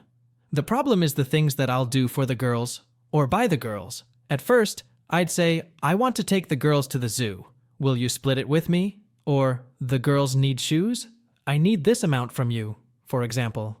More often than not, he'll say no to these requests. We've gotten them necessities, but he doesn't think going somewhere fun every other week or spending $20 on a few books, they both love books, is worth it. I think it is because they only get one childhood. Also, the budget for this was always about $100 to $150 per month. My husband could spend that much on food in one sitting. But I also don't feel like it's fair for me to spend all my fun money on A with no help from her father. So, I would take B places on my own when A is not around. She splits time between us and her mom. If I wanted to buy B a book or a toy, I'd buy it. Sometimes I'd buy A one too, but not always anymore. My husband has started to notice, and he says that I'm being an AH to his daughter. I think he's being an AH to both of his daughters, honestly, and that I'm just providing what I want to provide for my kid. So, AITA? Note? I was fine still splitting expenses for my stepdaughter, but my husband doesn't want to split things. ETA. I messed up the title. I meant for spending more on my daughter and less on my stepdaughter. Ignore the word not. OP is not an AH for not using her personal funds entirely on her stepdaughter, especially when her husband is not ready to contribute. So I would rate OP 0 out of 5 on the AH scale. As for OP's husband, he is an AH for showing reluctance to split expense for his own daughter, and I would rate him 2 out of 5 on the AH scale. My 19M brother-in-law, 26M, is convinced that I'm in love with him. Let's call my sister Diana and her boyfriend Mike. I'm the youngest of my 3 siblings, Diana, and my brother, who we'll call Carlos. I came out as gay when I was 14, and my immediate family, my parents and siblings, were all supportive. My extended family, uncles, aunts, cousins, and grandparents are less accepting, so I don't tend to be as out and open around them. I graduated high school and started college 2 years ago, when I was 17. I go to the same college that my sister is doing grad school at, and to save costs, I've been staying with her and her then fiancé at their apartment. Mike had always been really nice, and I was happy that my sister was with a nice guy. My siblings and I have always been super close, and that closeness didn't go away when I started living with Diana, so I would often end up hanging out with them and their friends sometimes. The semester just ended for the 2 of us, and we all went home this weekend to stay with my parents. We had a big family dinner, during which Mike kept making little jokes about me liking older guys, my BF is 23, and how he would try to keep me away from him and his buddies. Me and my siblings questioned him about these jokes he was making, until he finally stopped making them. That was last night. This morning, my siblings and my parents went on a hike, which is a family activity that we usually enjoy thanks to us living close to the woods. I slept in and no one wanted to bother me, so they went without me. I figured that everyone had gone, But when I was eating my cereal in the living room and watching TV, Mike came out of the kitchen and sat next to me. I was surprised to see him, as I figured that he would have gone on the hike, but I guess not. He started by apologizing for making fun of me, and then said that it was just a nervous tic of his when he didn't want to talk about something serious. He said that it was wrong of him to joke about my crush on him. I was super confused and asked for clarification, and he said that he knew about the crush I have on him, which I don't. I asked him why he would think that, and he cited a few things that he took as me liking him. 1. That I would always hang out with him and Diana. 2. That I chose to live with them instead of dorms. 3. That he barely knew my boyfriend. And 4. That I didn't bring my boyfriend to their wedding. I tried to tell him that he was insane, and that none of that meant I liked him, and they all had real explanations, but he just insisted that I was just trying to cover up the fact that I was in love with him. That was a few hours ago. I haven't told anyone in my family this yet, and I didn't have lunch with my family since I've had plans to be out with high school friends all day. One friend suggested that I post this here, so I guess that's why I'm doing this. I'll be sure to update if anything serious happens. Thanks for reading, LOL. Small update. Hello everyone. I had no idea that this would take off the way it did. I have a bit of a small update. I spent the night at my friend's house last night. This was planned before any of this. This morning, I woke up and saw all of your comments and speculations. I took some time to reflect on the two main possibilities that y'all seem to have come up with. Either A, he's one of those straight guys that thinks that all gay guys are attracted to him. Definitely met a few of those. Or B, he likes me and is projecting it, or trying to make it sound like my idea. After thinking about it a lot, I think that it is more likely to be the second option. I am a person who really loves physical displays of affection, like hugs and cuddles and stuff. My siblings and I are super close, like I said, so I was used to showing my affection this way. Looking back, I realized that Mike was more than willing to show affection this way, as my sister is the same. Mike and Diana had been dating since high school, but I only really got to know him in the last 2 years at college. He was always open to physical affection with me, right off the bat. There have been many comments that he has made that I took as harmless at the time, but now with the context, I realize may have been clues. He would almost always ask me how he looked, like before he went out for the day, and would, in turn, compliment me back. I took things that he said as jokes, like when he told me that my ass looked good in an outfit, or he would tell me that I looked just like my sister, who is gorgeous. I always took this as him being nice, but now I'm not sure if that was his only intention. Anyway, to the actual update. This morning, I called for a sibling meeting at a diner that we like to go to. Sibling meetings are something that we've been doing since we were kids, where we'd talk about things like convincing our parents to get us a pet or splitting the household chores. We met at the diner for brunch, and my brother immediately went on and said how weird it was that Mike was making jokes about me. Diana said that he was still making jokes to her privately after dinner, and that it wasn't the first time he had made those types of jokes. She said that she figured that he was one of those guys who thought that gay guys liked him, but then I told them about his apology yesterday morning, and all the comments and other jokes he's made, and we all think it was pretty weird. I showed them my post and they briefly read through the comments as well. My sister said that she would talk to him about it, and told me that no matter what happened, she would never hold anything against me or blame me for anything, so that was reassuring. We had food, and I went back to my friend's house, and my sister said she would let me know if anything happens. I also texted my boyfriend about all this. He's British, so we have a bit of a time difference. He hasn't responded, but I want to be sure to keep him in the loop as well. I'm currently with my friends, watching them play a video game and pretending to know what's going on, LOL. I'll keep you all updated. Here are some comment I would like to replay too. A comment by orphan_Izzy. By Mike's theory with every example, he gave you also have a crush on your sister, so I might point that out to him, unless you think he'd actually believe it. Another comment by O_Olive_. You_O. Did he stay behind in hopes of talking to you alone? Maybe the real issue is he has developed a crush on you. If he continues making jokes or whatnot, then I might consider saying something to your sister, but if it ends here, I would try to bring your BF around a little more. I don't even understand why he felt the need to bring it up to you. Kind of weird. Update. Hello everyone. I would first like to say thank you all for your support in the comments of my last post and in your guys' private messages to me. After the last mini update, I had logged off of Reddit, and a lot of things have happened, so I honestly kind of forgot that I even had this account still. Coincidentally, I was on TikTok a while ago when I found one of those AI voice accounts that read Reddit stories over someone playing Minecraft parkour. Those types of videos are like weeds. Once you see one of them, your entire timeline gets flooded with them. Earlier today, a video with part of my Reddit post came across my FYP, and the comments were full of people asking if there were any updates. It has been over a year, and I am so sorry for keeping you all in the dark. I saw that my last post was archived and nobody could comment on it, so I figured I should make a new post. For those of you who might be seeing me for the first time ever, I believe you can find my first post on my page. I would recommend reading that before you read this one. I would also like to issue a trigger warning for sexual assault. Now, on to the whole mess that was the past year for me. So, the last time I updated y'all was in May of last year. Me and my siblings were all on summer break from college and were home for the summer. So, the day after I talked to my siblings at the diner, I returned home from my friend's house, and everything seemed normal. My sister informed me that she had talked to her boyfriend, that he had seemed more receptive to her concerns, and he was a lot calmer towards me. He stayed with us until the end of that week, where no further incident occurred between us, before he left to go visit his own family. He's on the complete other side of the country as us. A little after his departure, I noticed that I couldn't find my favorite pair of underwear after doing a load of laundry. At the time, I just chalked it up to it being lost in the wash, or maybe mixed up with someone else's clothes.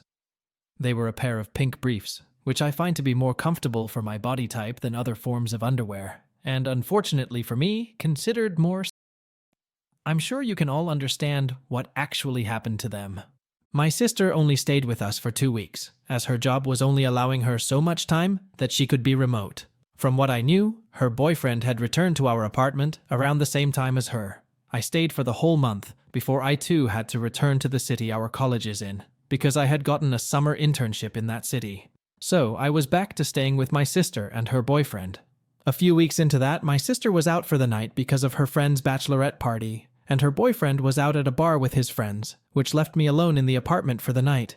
I had a movie night and went to bed early. I awoke in the middle of the night to my sister's boyfriend in my bed, touching me. When he noticed I was awake, he held me down and assaulted me. The whole time he was doing it, he was threatening my and my sister's lives, saying that if I told her, or anyone, he would kill both of us. My sister ended up staying the night at her friend's place, and her boyfriend assaulted me 2 more times before she came home. I was pretty broken by that point, and his threats against our lives were ringing in my ears all the time. This cycle continued, where my sister's boyfriend would act withdrawn from me when around others, especially my sister, then assault me whenever he could, threatening both of our lives if I ever spoke up. It's such a difficult thing to describe. The rational part of your brain tells you that it is just a manipulation tactic, that he was lying, and that I needed to speak up. But the irrational part of my brain was so scared. I don't know if that makes sense to you all. Maybe those of you who have been through a similar situation as me might understand it. I also began to change, my usually happy and bubbly personality, changing to a more withdrawn, moody, almost depressed one. I took to wearing fewer revealing clothes, especially at home. Think from tank tops and booty shorts to t-shirts and pants. A reminder that this was happening in summer, so my previous wardrobe was better for the weather. About 3 months later, in September, when I was back to school and done with the summer internship, my sister was doing laundry one day and decided to surprise me by doing mine too, because she is a sweetheart like that. She also decided to wash my sheets for me, and that's when she saw that there were bloodstains on my sheets. This immediately raised concerns with her. So that day, when I came home from campus, I found my sister on the couch with the sheet next to her. She tentatively asked me if I had been self-harming, as she herself had been through that struggle.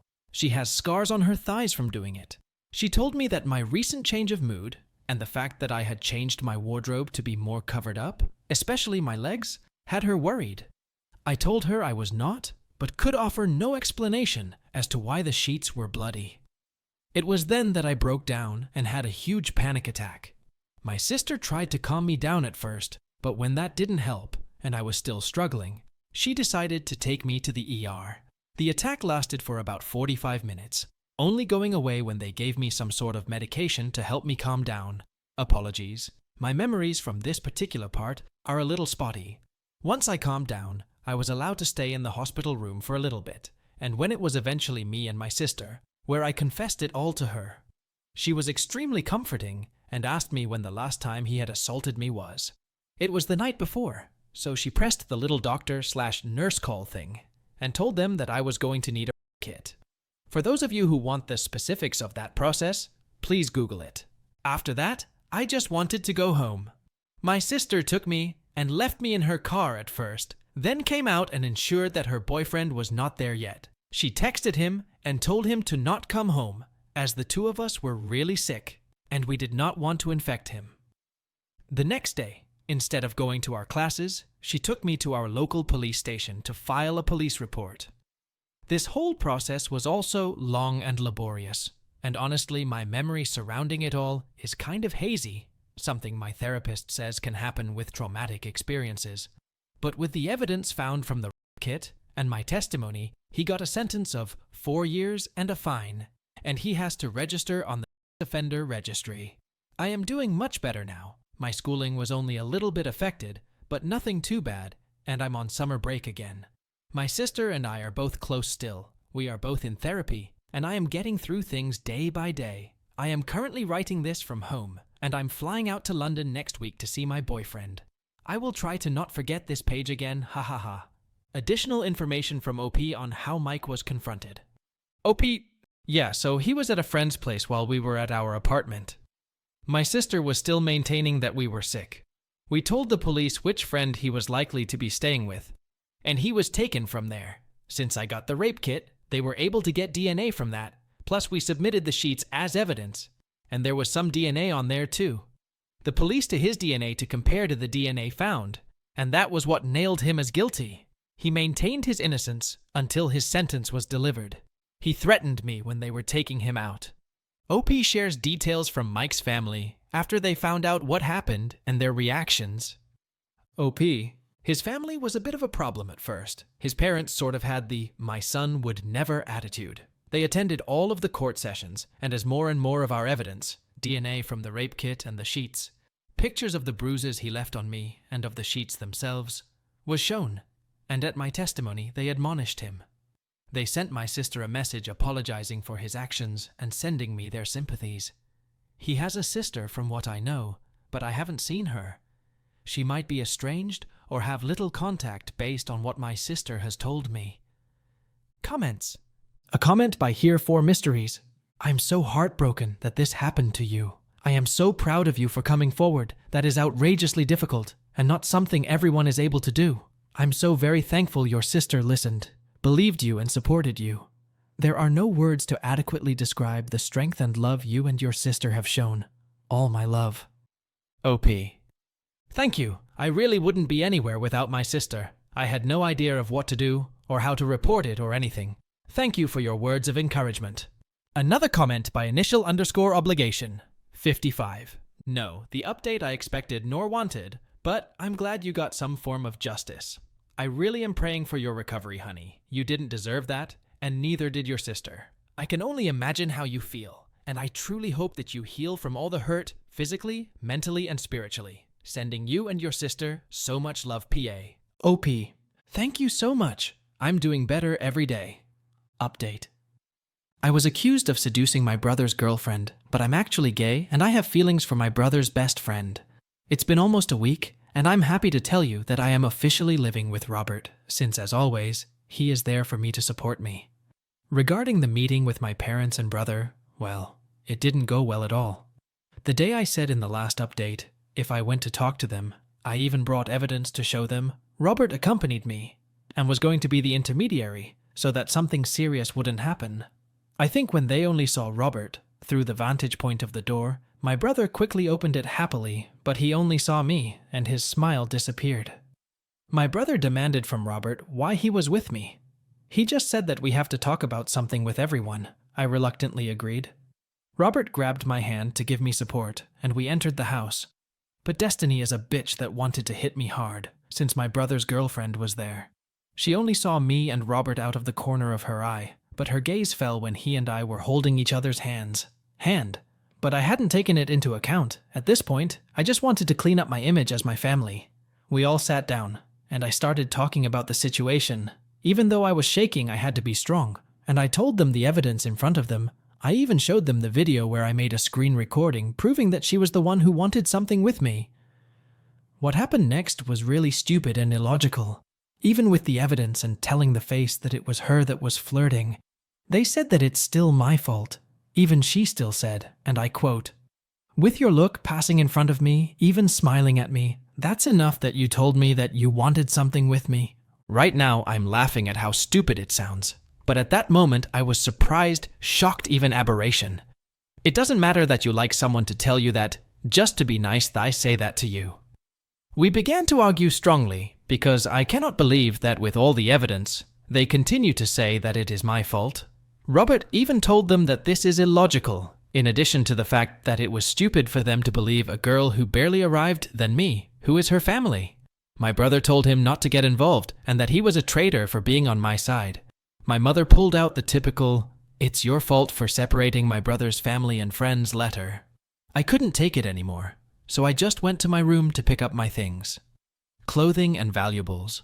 Now with my things, I told my parents that if they wanted me to leave, then I'm leaving, and I told my brother that when I cheat on him, he should tell me so I can laugh in his face. Honestly, I know where I got that courage. Robert made the last attempt, but nothing could be done. My brother made it clear to him that they were no longer friends, and that now we both no longer exist. After so, I settled in Robert's house. Thanks to his beautiful support, I will seriously be grateful to him. So even though it hurt me, I blocked my family and my brother's girlfriend, so now I am going to live calmly and better to focus on what I want to do in my life. If anything else happens, I will update you. Update 2. I didn't expect to bring an update so quickly, which I don't know whether to laugh or cry. It's been a few days since my family and my brother's girlfriend's argument, and like I said, I had blocked it everywhere to that they wouldn't bother me anymore. I seriously don't know why people think it's good to create fake profiles. They're good ideas to be screwing around. But anyway, well, guess who contacted me last night? That's right, my brother's girlfriend, Amanda. From Instagram as always, since I had her blocked, she created a fake account just to write to me and tell me meaningless things, like, "It doesn't matter how much you wanted to try," or "Another person would have taken advantage," and my favorite, "You are not a man." Honestly, it's like a girl was insulting me instead of an adult woman.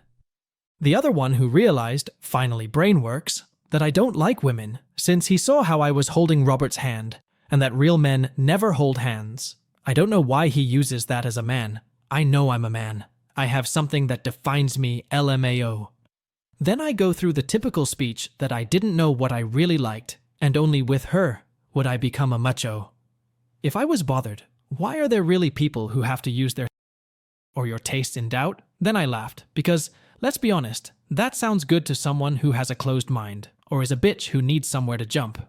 After that, I blocked her that 1-2 account. I don't care if he tells my parents or someone else. When his opinion or his arguments are Henry Cavill, dressed as a prince, riding a white horse, holding a bouquet of roses and giving me lass with a diamond ring, then I will accept it. Update 3. It's been 2 weeks since I updated here, and 1 week with 1 day in Thailand. Yes, I'm in Thailand with Robert and my grandparents, since I'm taking a few weeks off from my family's stress.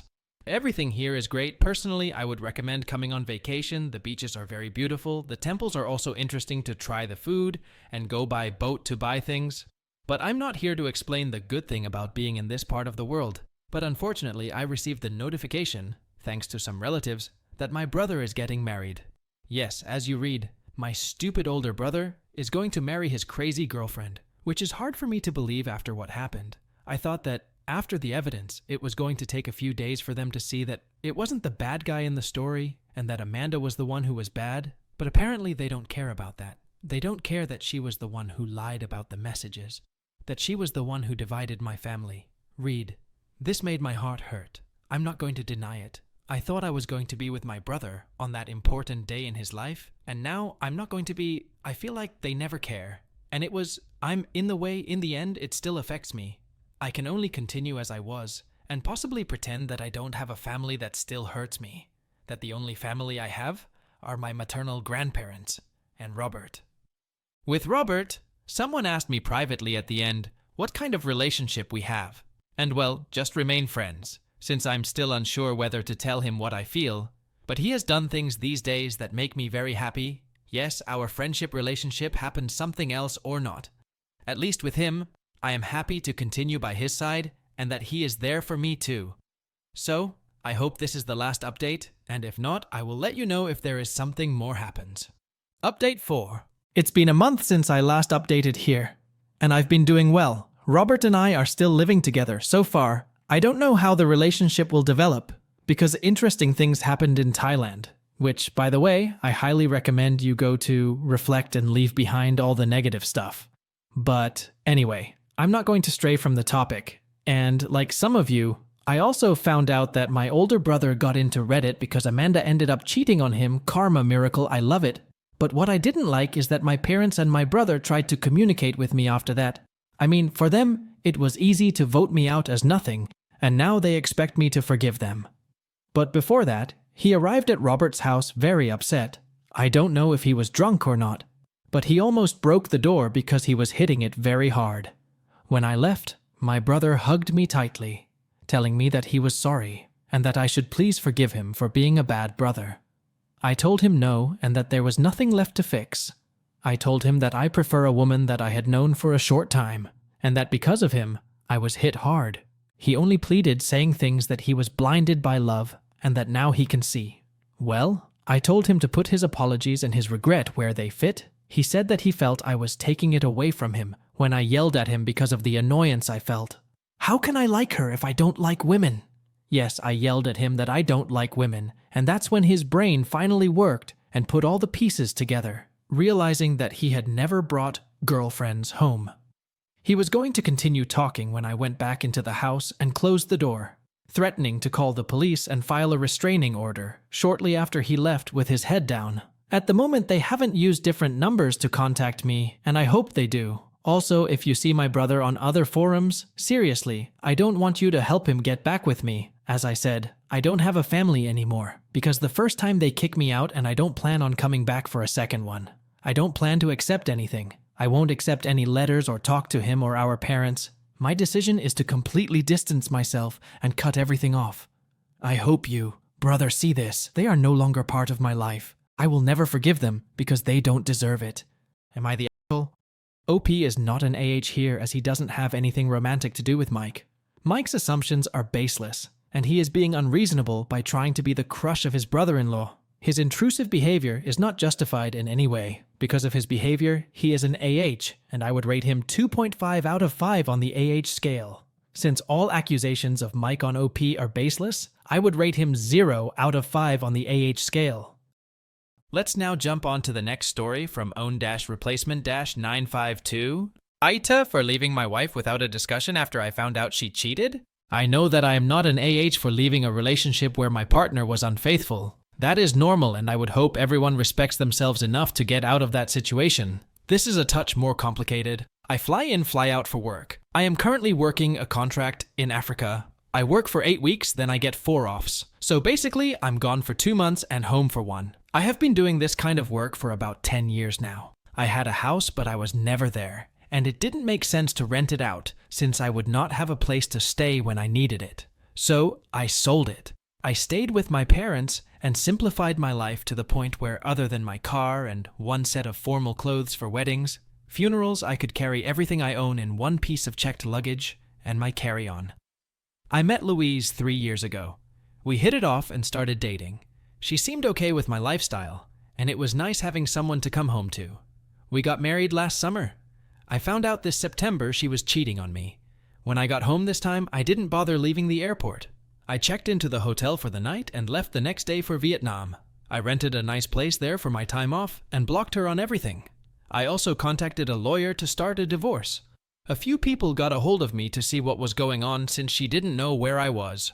I told them that we were getting divorced because she was cheating on me. It happens. I'm sad, but not ashamed. I didn't screw up. We never mixed our finances. The only thing that sort of matters is that our apartment was in her name. We wanted to make sure she could take care of everything while I was gone. All our bills were also in her name. Not my credit cards or anything. Just water, power, internet, stuff like that. I would just give her money to pay all the bills. It was good, because then she had her salary to pay for herself on everything else she wanted while I was gone. The thing is, she can't afford that apartment on her salary. I'm back in Africa and won't be home again until just after Christmas. I'm already planning on taking my parents to Europe over New Year's, so I won't be bothering to fly back to California next time. I will just have my company fly me to Italy instead. My ex doesn't have a lot of savings. She makes good money, but she likes nice things. I liked her having nice things, so I didn't mind subsidizing her life. Now she is stuck in a lease and has a car note that will eat up all her paycheck. Some of our friends think that leaving her in that situation without talking to her isn't fair. That she only got the apartment because she was counting on my money for the budget. They all acknowledge that she is in the wrong for cheating, but they think I am screwing her over too much by just leaving her like I did. Cold turkey, so to speak. Do you guys think I owe her anything more? AITA? OP is not an AH, rather his wife is an AH here for cheating on her husband. OP's decision to go no contact with her and sending her divorce papers is completely justifiable, because cheating is the ultimate deal breaker in a relationship. So OP is not an AH, and I would rate him 0 out of 5 on the AH scale. On the other hand, OP's wife is an AH for cheating on her husband, so I would rate her 3.5 out of 5 on the AH scale. Let's now move on to the last story, maximum_pop_2576. AITA for getting angry with husband who keeps injuring himself, broke both wrists and injured his back within 8 months. I am really struggling here and am feeling terrible about myself. I am a compassionate person, but tonight I just lost it. We have 3 very young kids, 6 and under, and have very little to no help at all. Some background. Husband found a new hobby and decided to take on hockey or power skating. In February, he broke his right wrist while skating with kids. He was trying to show off some special moves and fell. A few months later, he injured his back badly somehow while putting a cargo box on top of our sum. Tonight, he called me saying he broke his left wrist at a skating class, second class of the season. After his right wrist injury in Feb, I advised him he should probably wear wrist guards to avoid re-injuring his right wrist and potentially breaking his left wrist. He agreed, but apparently, he has not been wearing his wrist guards at all in these lessons. And lo and behold, he broke his left wrist tonight. I felt really upset and basically gave him a lecture over the phone, asking why he didn't wear his wrist guards and how he could let this happen. The injuries he has had over the last few months have really taken a toll on us as a family, and on me. It's already a lot of work taking care of 3 kids by ourselves, but with him being constantly injured, it has been really a lot for me. It seems to me that one injury is an accident, but multiple times over a few months is a pattern that he's not understanding what his abilities are and are not taking the precautions that he said he was going to. On top of this, I still feel hurt over an incident that happened a few weeks after he injured his right wrist. We were chatting with a couple, and the wife noted that she didn't realize how much her husband actually did until he got injured. I didn't say anything at that time to respond. Afterwards, my husband told me he felt sad that I didn't respond and said the same thing of him, that I didn't publicly acknowledge how much he did before he got injured. I was just fuming after hearing what he said. First, just because I didn't respond doesn't mean I don't agree. And second of all, why would he expect that I publicly acknowledge him when during those hard few weeks I was completely exhausted and tired? And 3, did he at any point acknowledge me in private or with our friends all that I did while he was injured? I don't know. I feel so exhausted, so drained. I thought I am a compassionate and understanding person, but maybe I am not really. Is it okay to feel angry at him for feeling invalidated? Am I really the A here? I don't know. Maybe I'm just too exhausted from parenting. I feel like I shouldn't need to mother him and remind him to put on wrist guards and lecture him about ways to keep himself safe and avoid injury. Am I overstepping my role as a wife? There's so many other instances of lack of judgment and foresight that has led to almost accidents with our kids, and that have led to his injuries in a short period of time. It's just making feel like he's not dependable, and it's not a healthy feeling. Thanks for listening. a much frazzled mother of 3 young children. OP is not an AH for being kind and overprotective of her husband.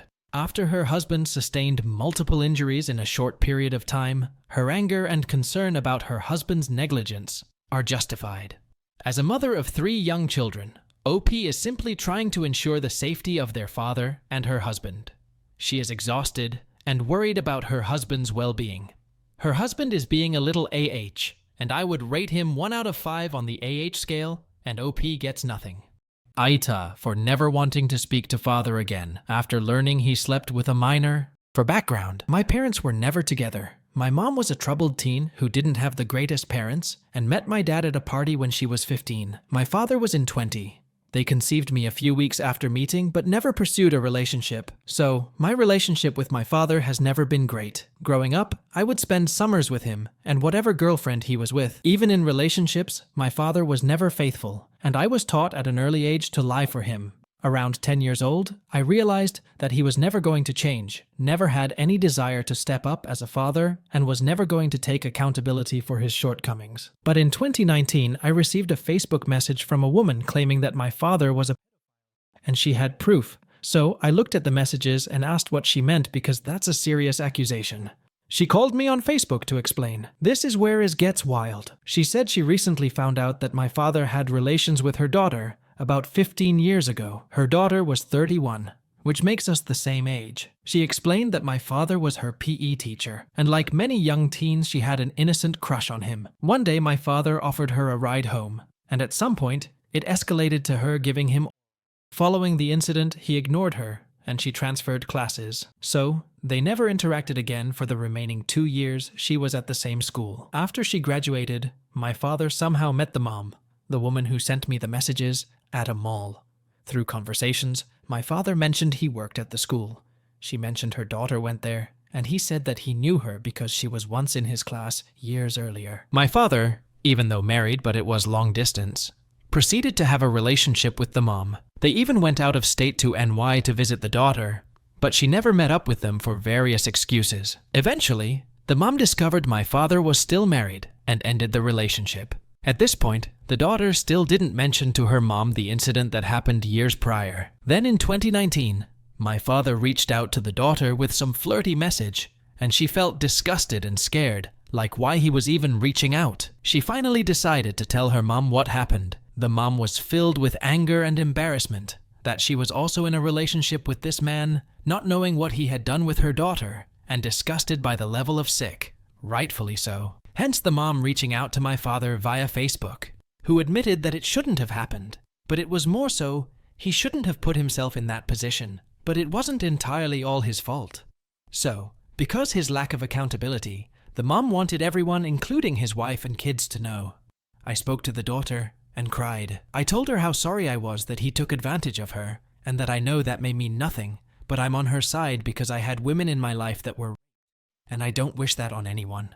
She said sorry that it took so long to say something, but she lived in fear for many years because it felt like he was taunting her, especially by dating her mom and acting innocent, even trying to visit her while dating her mom. But the recent message gave her the courage to call him out. So after learning this, I called my stepmom to ask her what we should do. She also received the same messages, but my father deleted them when she asked about it before she can read it. She said she didn't want to get involved.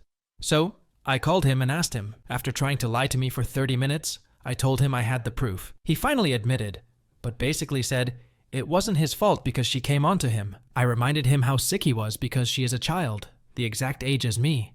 He knew exactly what he was doing, and clearly this is a pattern because my mom was also underage. I called him and told him I never want to speak to him again. I also told him that as much as it sickens me, I also wasn't entirely shocked. Something in me knew this woman had no reason to lie this many years later, and that I'm sure that she isn't the only one. He is only admitting to what I know. And because of that, I want nothing to do with him. I didn't care if he needs a kidney or died, that I never want to hear from him again. I did make the choice to report him to the police within the state it happened, even though it had been many years. There are no time limitations of reporting because he worked for a school, but they couldn't do anything because the young lady it happened to do not choose to report/file.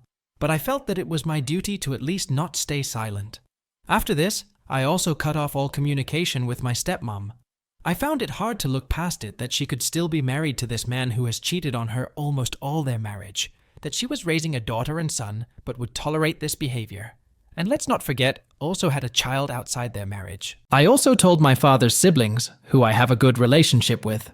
It was then when I discovered that my father also had slept with the daughter of a close family friend years prior, while he was also sleeping with her mom. Let me add, the woman was his high school sweetheart, who lived across the street. Her daughter was about 2 years younger than me. Growing up, the daughter would always make comments about my father being handsome, and we would tell her to stop because he was basically like an uncle. He changed her diapers for goodness sake.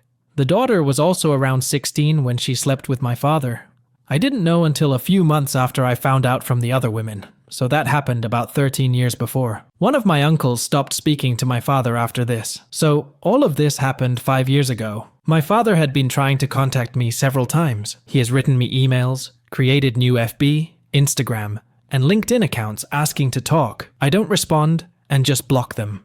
My younger sister recently had a baby and kept asking me to at least hear him out, but I refuse. I'm now getting annoyed why she would even ask me to know the truth about it. I'm sure my stepmom kept saying that it wasn't true and that I was believing lies, but I know my father better than they do. I'm his first daughter and seen the unmasked version of his indiscretions more than they even know. I think I have every right to never want a relationship with that man. It's something I have even discussed with a past therapist who tried to make me feel empathy for him, because he likely had been abused by someone when he was younger.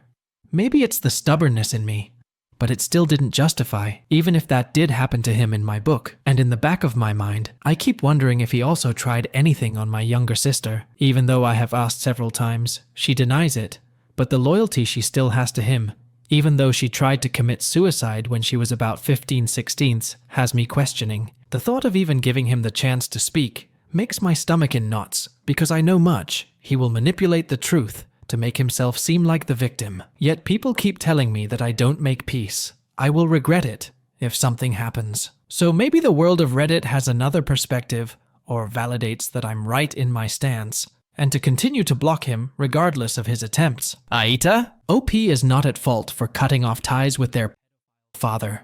Rather, the father is the one in the wrong. It is abhorrent to be related to such a despicable person. OP's actions are completely justified, so I would rate them 0 out of 5 on the AH scale. The father, on the other hand, is a big AH, so I would rate him 4.5 out of 5 on the AH scale. OP's stepmother, who chose not to intervene, is also an AH because her neutrality enables her husband's behavior. Therefore, I would rate her 2.5 out of 5 on the AH scale. Let's now move on to the next story from Slumbearing3. AITA, for being angry that my roommate was sleeping under my bed for months without telling me. I, 24M, have lived with my roommate Carl, 24M, for 2 years. A few months into rooming with him, he told me he was I said, okay, cool. I am not interested in that personal information, nor am I judgmental. I said, all right. A few times over the last year, he has asked me if I had ever considered experimenting with other men. I said nope. Also, I said I didn't feel comfortable with him asking me such a personal question. It's not like we are close friends, we are only roommates by happenstance, basically. Anyway, every time I said this, he basically said, we'll see. I was like, what? Anyways, last night I had a horrifying experience. I heard a noise under my bed. It was movement. At first I thought I was imagining things, but then I heard it again. I thought, oh god, is it a mouse or a rat or some My god, this was like 3 a.m. So I got out of bed and looked under with my phone flashlight. Now this here was the most startling moment of my life. I guess I am lucky because I have never before this moment felt true terror and fear as a physical sensation. But I was completely jolted. There under my bed was my roommate staring wide-eyed at me. And he screeched when I looked under the bed. I literally thought I was having a heart attack. I then just started hearing, sorry, sorry, sorry, sorry, sorry. My roommate crawled out from under the bed, crying, apologizing over and over. I was so creeped out and afraid that I ran out of the apartment in my pajamas. There was a Dunkin' Donut that was open 24/7 a few blocks away. So I just sat in there with a decaf and a breakfast sandwich, with my heart thundering away. My roommate kept texting me asking to talk. I ignored it. In the text, he found a way to horrify me even further. He confessed he had been sleeping under my bed a few nights a week for 3 or 4 months, and that he was doing it to get closer to me and psychically saturate each other.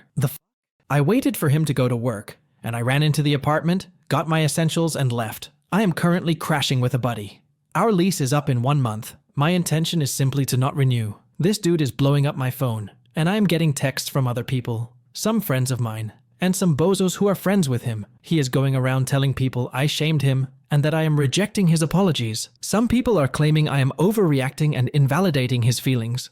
Most people agree he was improper, but think I should work it out with him and give a second chance because he's sensitive. I feel like I am losing my mind, and I am seriously 20% convinced I am experiencing a long lucid dream of some sort and wondering if I am going to wake up or I am in a coma or something, because this is so insane to me. Like, not really, but maybe really. I mean, what the So AITA, or is everyone around me a nut? OP is not an AH for standing up to protect her boundaries. His roommate's actions are extremely mean and completely unjustifiable. OP's decision to leave and not forgive his roommate is 100% justified. There is nothing like give him a chance. The suggestions are completely childish. As for scores, I would rate OP's roommate 3.5 out of 5 on the AH scale, and OP gets nothing. Let's now jump onto the next story from temporary_lie_3460. AITA. For walking out on a blind date my friend set up 2 weeks after my husband died.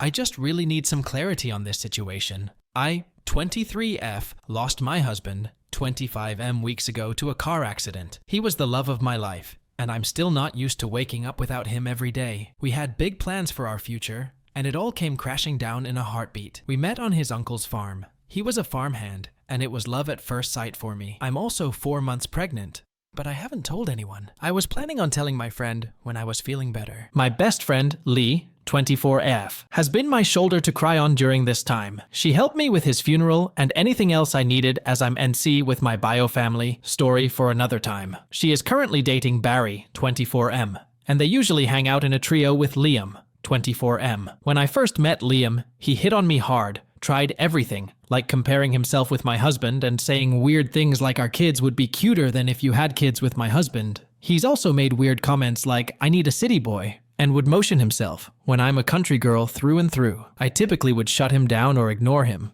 but I would always get dirty looks from Barry. Skip to Sunday night. I got a message from Lee begging me to come to dinner with her because she wanted to treat me as I had been through a lot in the last couple of weeks. Feeling not so bad about myself, I decided to go. When I arrived, she wasn't there, so I texted her asking how long she would be, and she told me 5 minutes. She's just running late and is around the corner. So I sat down and ordered a drink. Now 5 minutes comes and she's still not there, so I gave her the benefit of the doubt and waited another 5. When I'm about to call her, Liam comes rushing over and gives his apologies for being late. I asked him what he's doing here because I'm waiting for Lee, and it was a 2-chair table. He smiles at me and grabs my hand. I ripped it off of him, and he just says, "Oh, I asked Lee to set us up. Now that my husband's name isn't a problem, we can finally get to know each other." He looked so cringy, and I'm telling you, I was floored. I stood up and told him that I wasn't interested, and I certainly don't give a flying f*** about getting to know him, and that I just lost my husband. Without a word of a lie, this man stands up and said, "I know you're being overly emotional right now, so I'll forgive you for that. Sit down with me. I'm not saying we must have straight away or anything." I was disgusted. I shoved past him and went home as fast as I could. When I did get home, Lee messaged me, "So, how was dinner?" with a smirk emoji. I called her, and when she answered, I didn't let her get a word in. I yelled at her, asked her how she has the audacity to do something like this week after I just lost my husband when she's been the one to hold me together this whole time. I asked her what game she was playing, and that the only reason I wanted to meet tonight was to tell her I'm pregnant. I just hung up on her and texted her that I need time and don't want to be contacted by her for the time being. Last night, Barry came to my house and asked to talk. I said no, and that if he didn't leave, I'd call the police. He told me that I broke Lee's heart and that I deeply hurt Liam, when now is an even better time to get to know Liam because he could raise my child with me. I opened my door, which Barry took as I wanted to talk. Instead, I hit him with my shoes and chased him to his car screaming. I'm actually embarrassed I did that. All day today, I'm being flooded with messages from friends and the trio themselves shaming me for pushing the people who care about me the most away, and that they don't even recognize the person I have become. The only thing that hurts me the most is that my husband would know what to do. He would tell me how to fix it. And now I have no one who I can talk to. I'm just so numb inside. I have a therapy appointment tomorrow, but I'm thinking of calling my husband's mom, even though we've barely spoken since the funeral. Any advice is appreciated. Please excuse any typos. I'm just so exhausted. Am I the AH? OP is not an AH for rebuffing the inappropriate man like Liam, who dismissed her grief and called her late husband's death an opportunity for entering a relationship with her. Liam is a big AH, and I would give him 4 out of 5 scores on the AH scale. OP's so-called friend Lee is also an AH for dragging OP into a date with such a weird person, so I would rate her 2.5 out of 5 on the AH scale. OP has every right to set her boundaries and prioritize her safety and welfare over such friends. As OP is not an AH, I would give 0 out of 5 scores on the AH scale. Let's now jump onto the next story from Relationship Chronicles. I am suspicious of my wife and my friend's behavior. I want to check her phone. AITA? My wife, 30F, and I, 32M, just returned from a long weekend camping trip with 2 other couples, friends we've known for years. We had a great time, but something happened the morning we left that I can't shake. We were all packing up, getting ready to head back home. I was loading our car when I looked up and saw my wife and my friend at the campsite, several feet away. She was bent over to pick something up, and in that split second, I saw him reach out and squeeze her hip, sliding his hand down to her ass. My wife quickly pushed his hand away, but she didn't look upset. She was smiling at him, almost playfully. It all happened so fast, maybe a second or two, but it felt like I'd been punched in the stomach. I glanced around, but no one else seemed to have seen it. His wife was busy packing up their car, and the other couple was further away, chatting about the ride back. The drive home was quiet. My wife tried making conversation, but I couldn't focus. My mind kept replaying that scene over and over. When she asked why I was so quiet, I lied and said I was just thinking about work. The truth is, I was in shock. I didn't want to bring it up. If I mentioned it, she might tell me I was imagining things, that I was being ridiculous. The rest of the day, I felt like I was just moving on autopilot. I barely slept last night and can hardly focus on work today. My mind keeps racing, questioning every detail. Aside from what I saw, the rest of the trip was great, and nothing seemed out of place. A part of me is wondering if I read the whole situation wrong, but the look on her face, that smile, it was too friendly, too casual for something that crossed a line like that. I love my wife to death. We've been together since freshman year of college, and I've never had reason to doubt her. She's my best friend. But now, for the first time, there's this knot in my gut that I can't untangle. I've never been the type to snoop. I've always trusted her completely. But right now, I'm sitting here, wondering if I should check her phone. It's password protected, so even if I wanted to, I don't know how I'd do it without her finding out. This is eating me up, and I know I need to do something about it. Update. Found her iPad. It didn't have a password, so I got in, and it is still connected to her phone. She has Telegram on it. They've been chatting on there. I am still going through the messages, but she is cheating. I am not falling apart yet. I'm trying to keep it together to make the correct next move without messing this up. What do I do? Do I confront her when she gets home? Do I go to his house and confront him? Please help.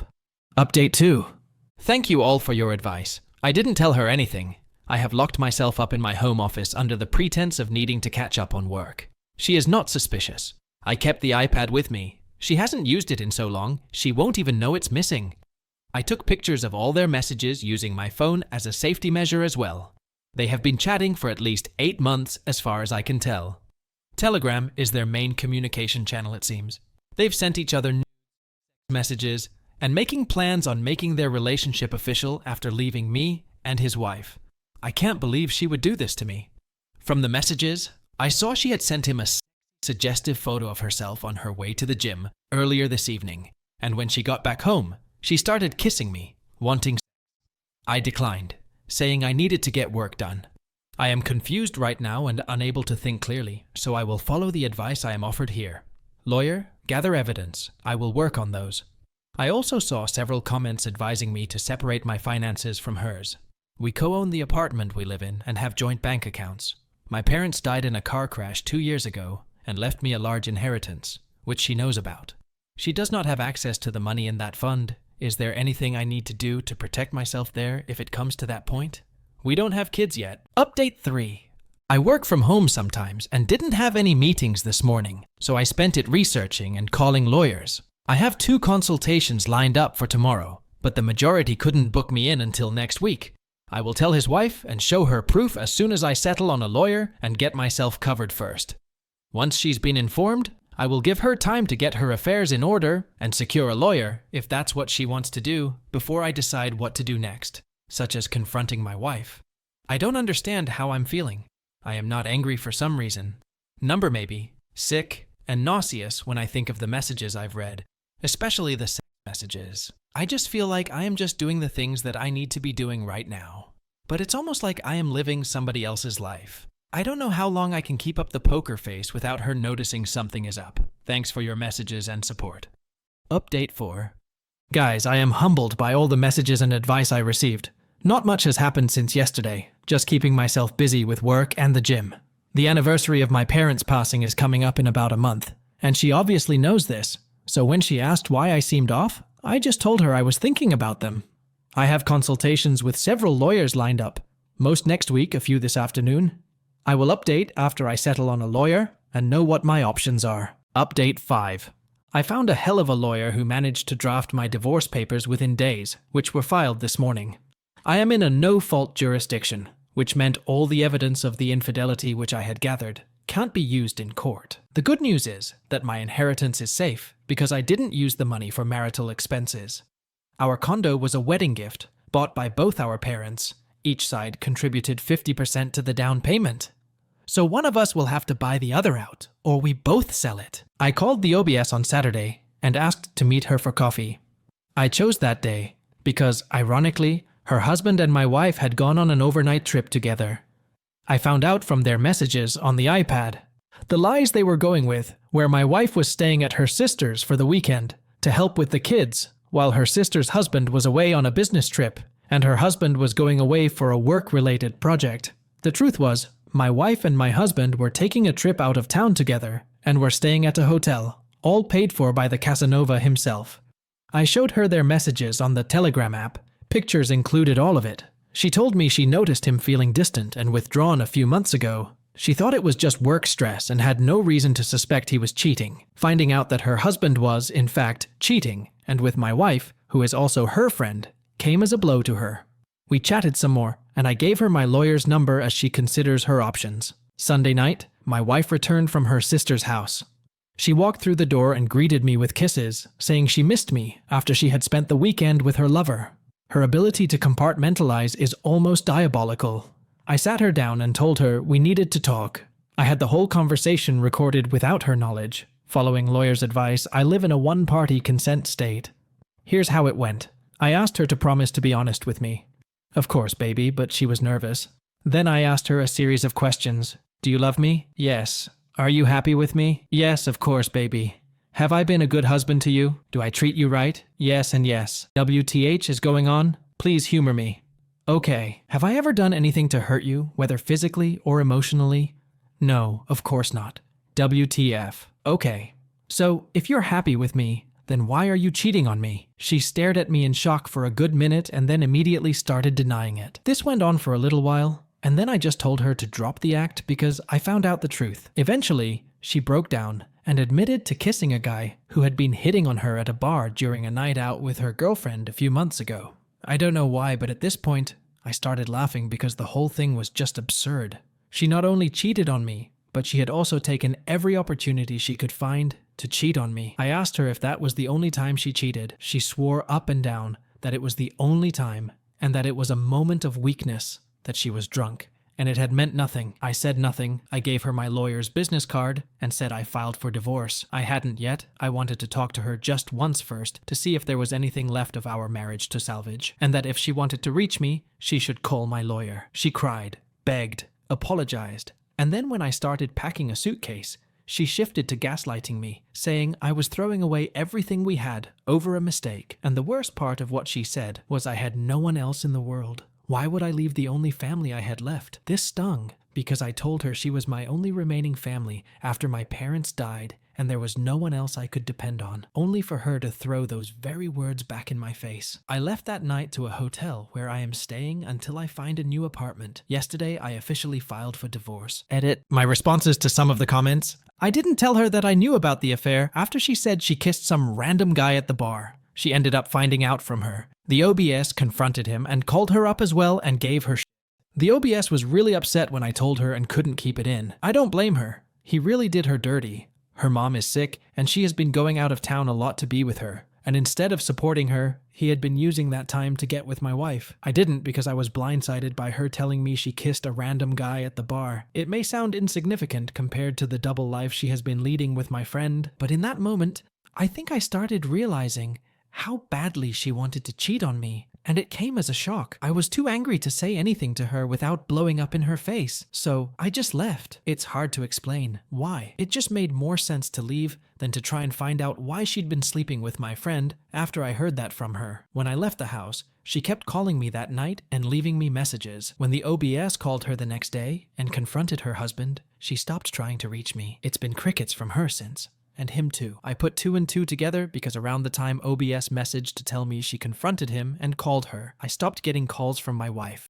OP is certainly not an AH. How can he be in this situation? What OP did is 100% justified. He acted responsibly and showed mature behavior. Not OP, but OP's wife and his so-called friend are AHs for their betrayal. So, I would rate each of them 4 out of 5 on the AH scale.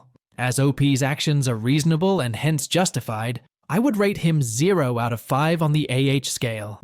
Let's now move on to the next story from Equalad2434, AITA. For telling my sister she's the reason her kids don't want to come around.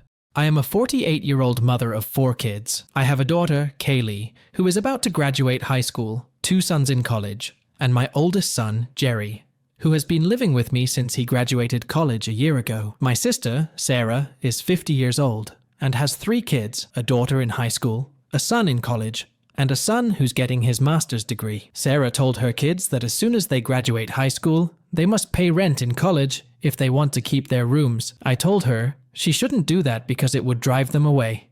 She told me that this is the way she wants to parent, and I should respect that. Yesterday, Sarah, my youngest sister Jen, and I went shopping to catch up and hang out. While at the store, I grabbed 4 baskets to make Halloween baskets for my kids. I gave them each a mug, a blanket, candy, and a gift card. Sarah asked why I was getting that. I told her I had seen on social media that people make these baskets and I wanted to make some for my kids. Jen also got the things to make some for her kids. Sarah said that was completely unnecessary and we should stop babying our kids. I just told her I like doing nice things for my kids. You could tell that kind of made her mad, but we continued to shop. Later, Sarah came over for dinner. Jerry is a good cook, so not only does he do most of the cooking, he also pays for all the groceries. While we were sitting in the living room, my sister said, "When is he going to move out?" I told her, "Whenever he's ready." She said he should at least be paying bills. I said no. My goal as a mother is to ensure my child succeeds in life. He's been saving up money to buy a house, and I refuse to accept rent because that means it would take him longer to reach his goal. I explained that I don't even want him to pay for groceries, but I physically can't stop him from doing that. She scoffed, but just ignored it. But what set me off is when both Jerry and Kaylee were passing through the living room, I told them to hurry up and write their Christmas list, because I know some early sales are about to start. Sarah said that I'm ridiculous, and I'm not being a good parent,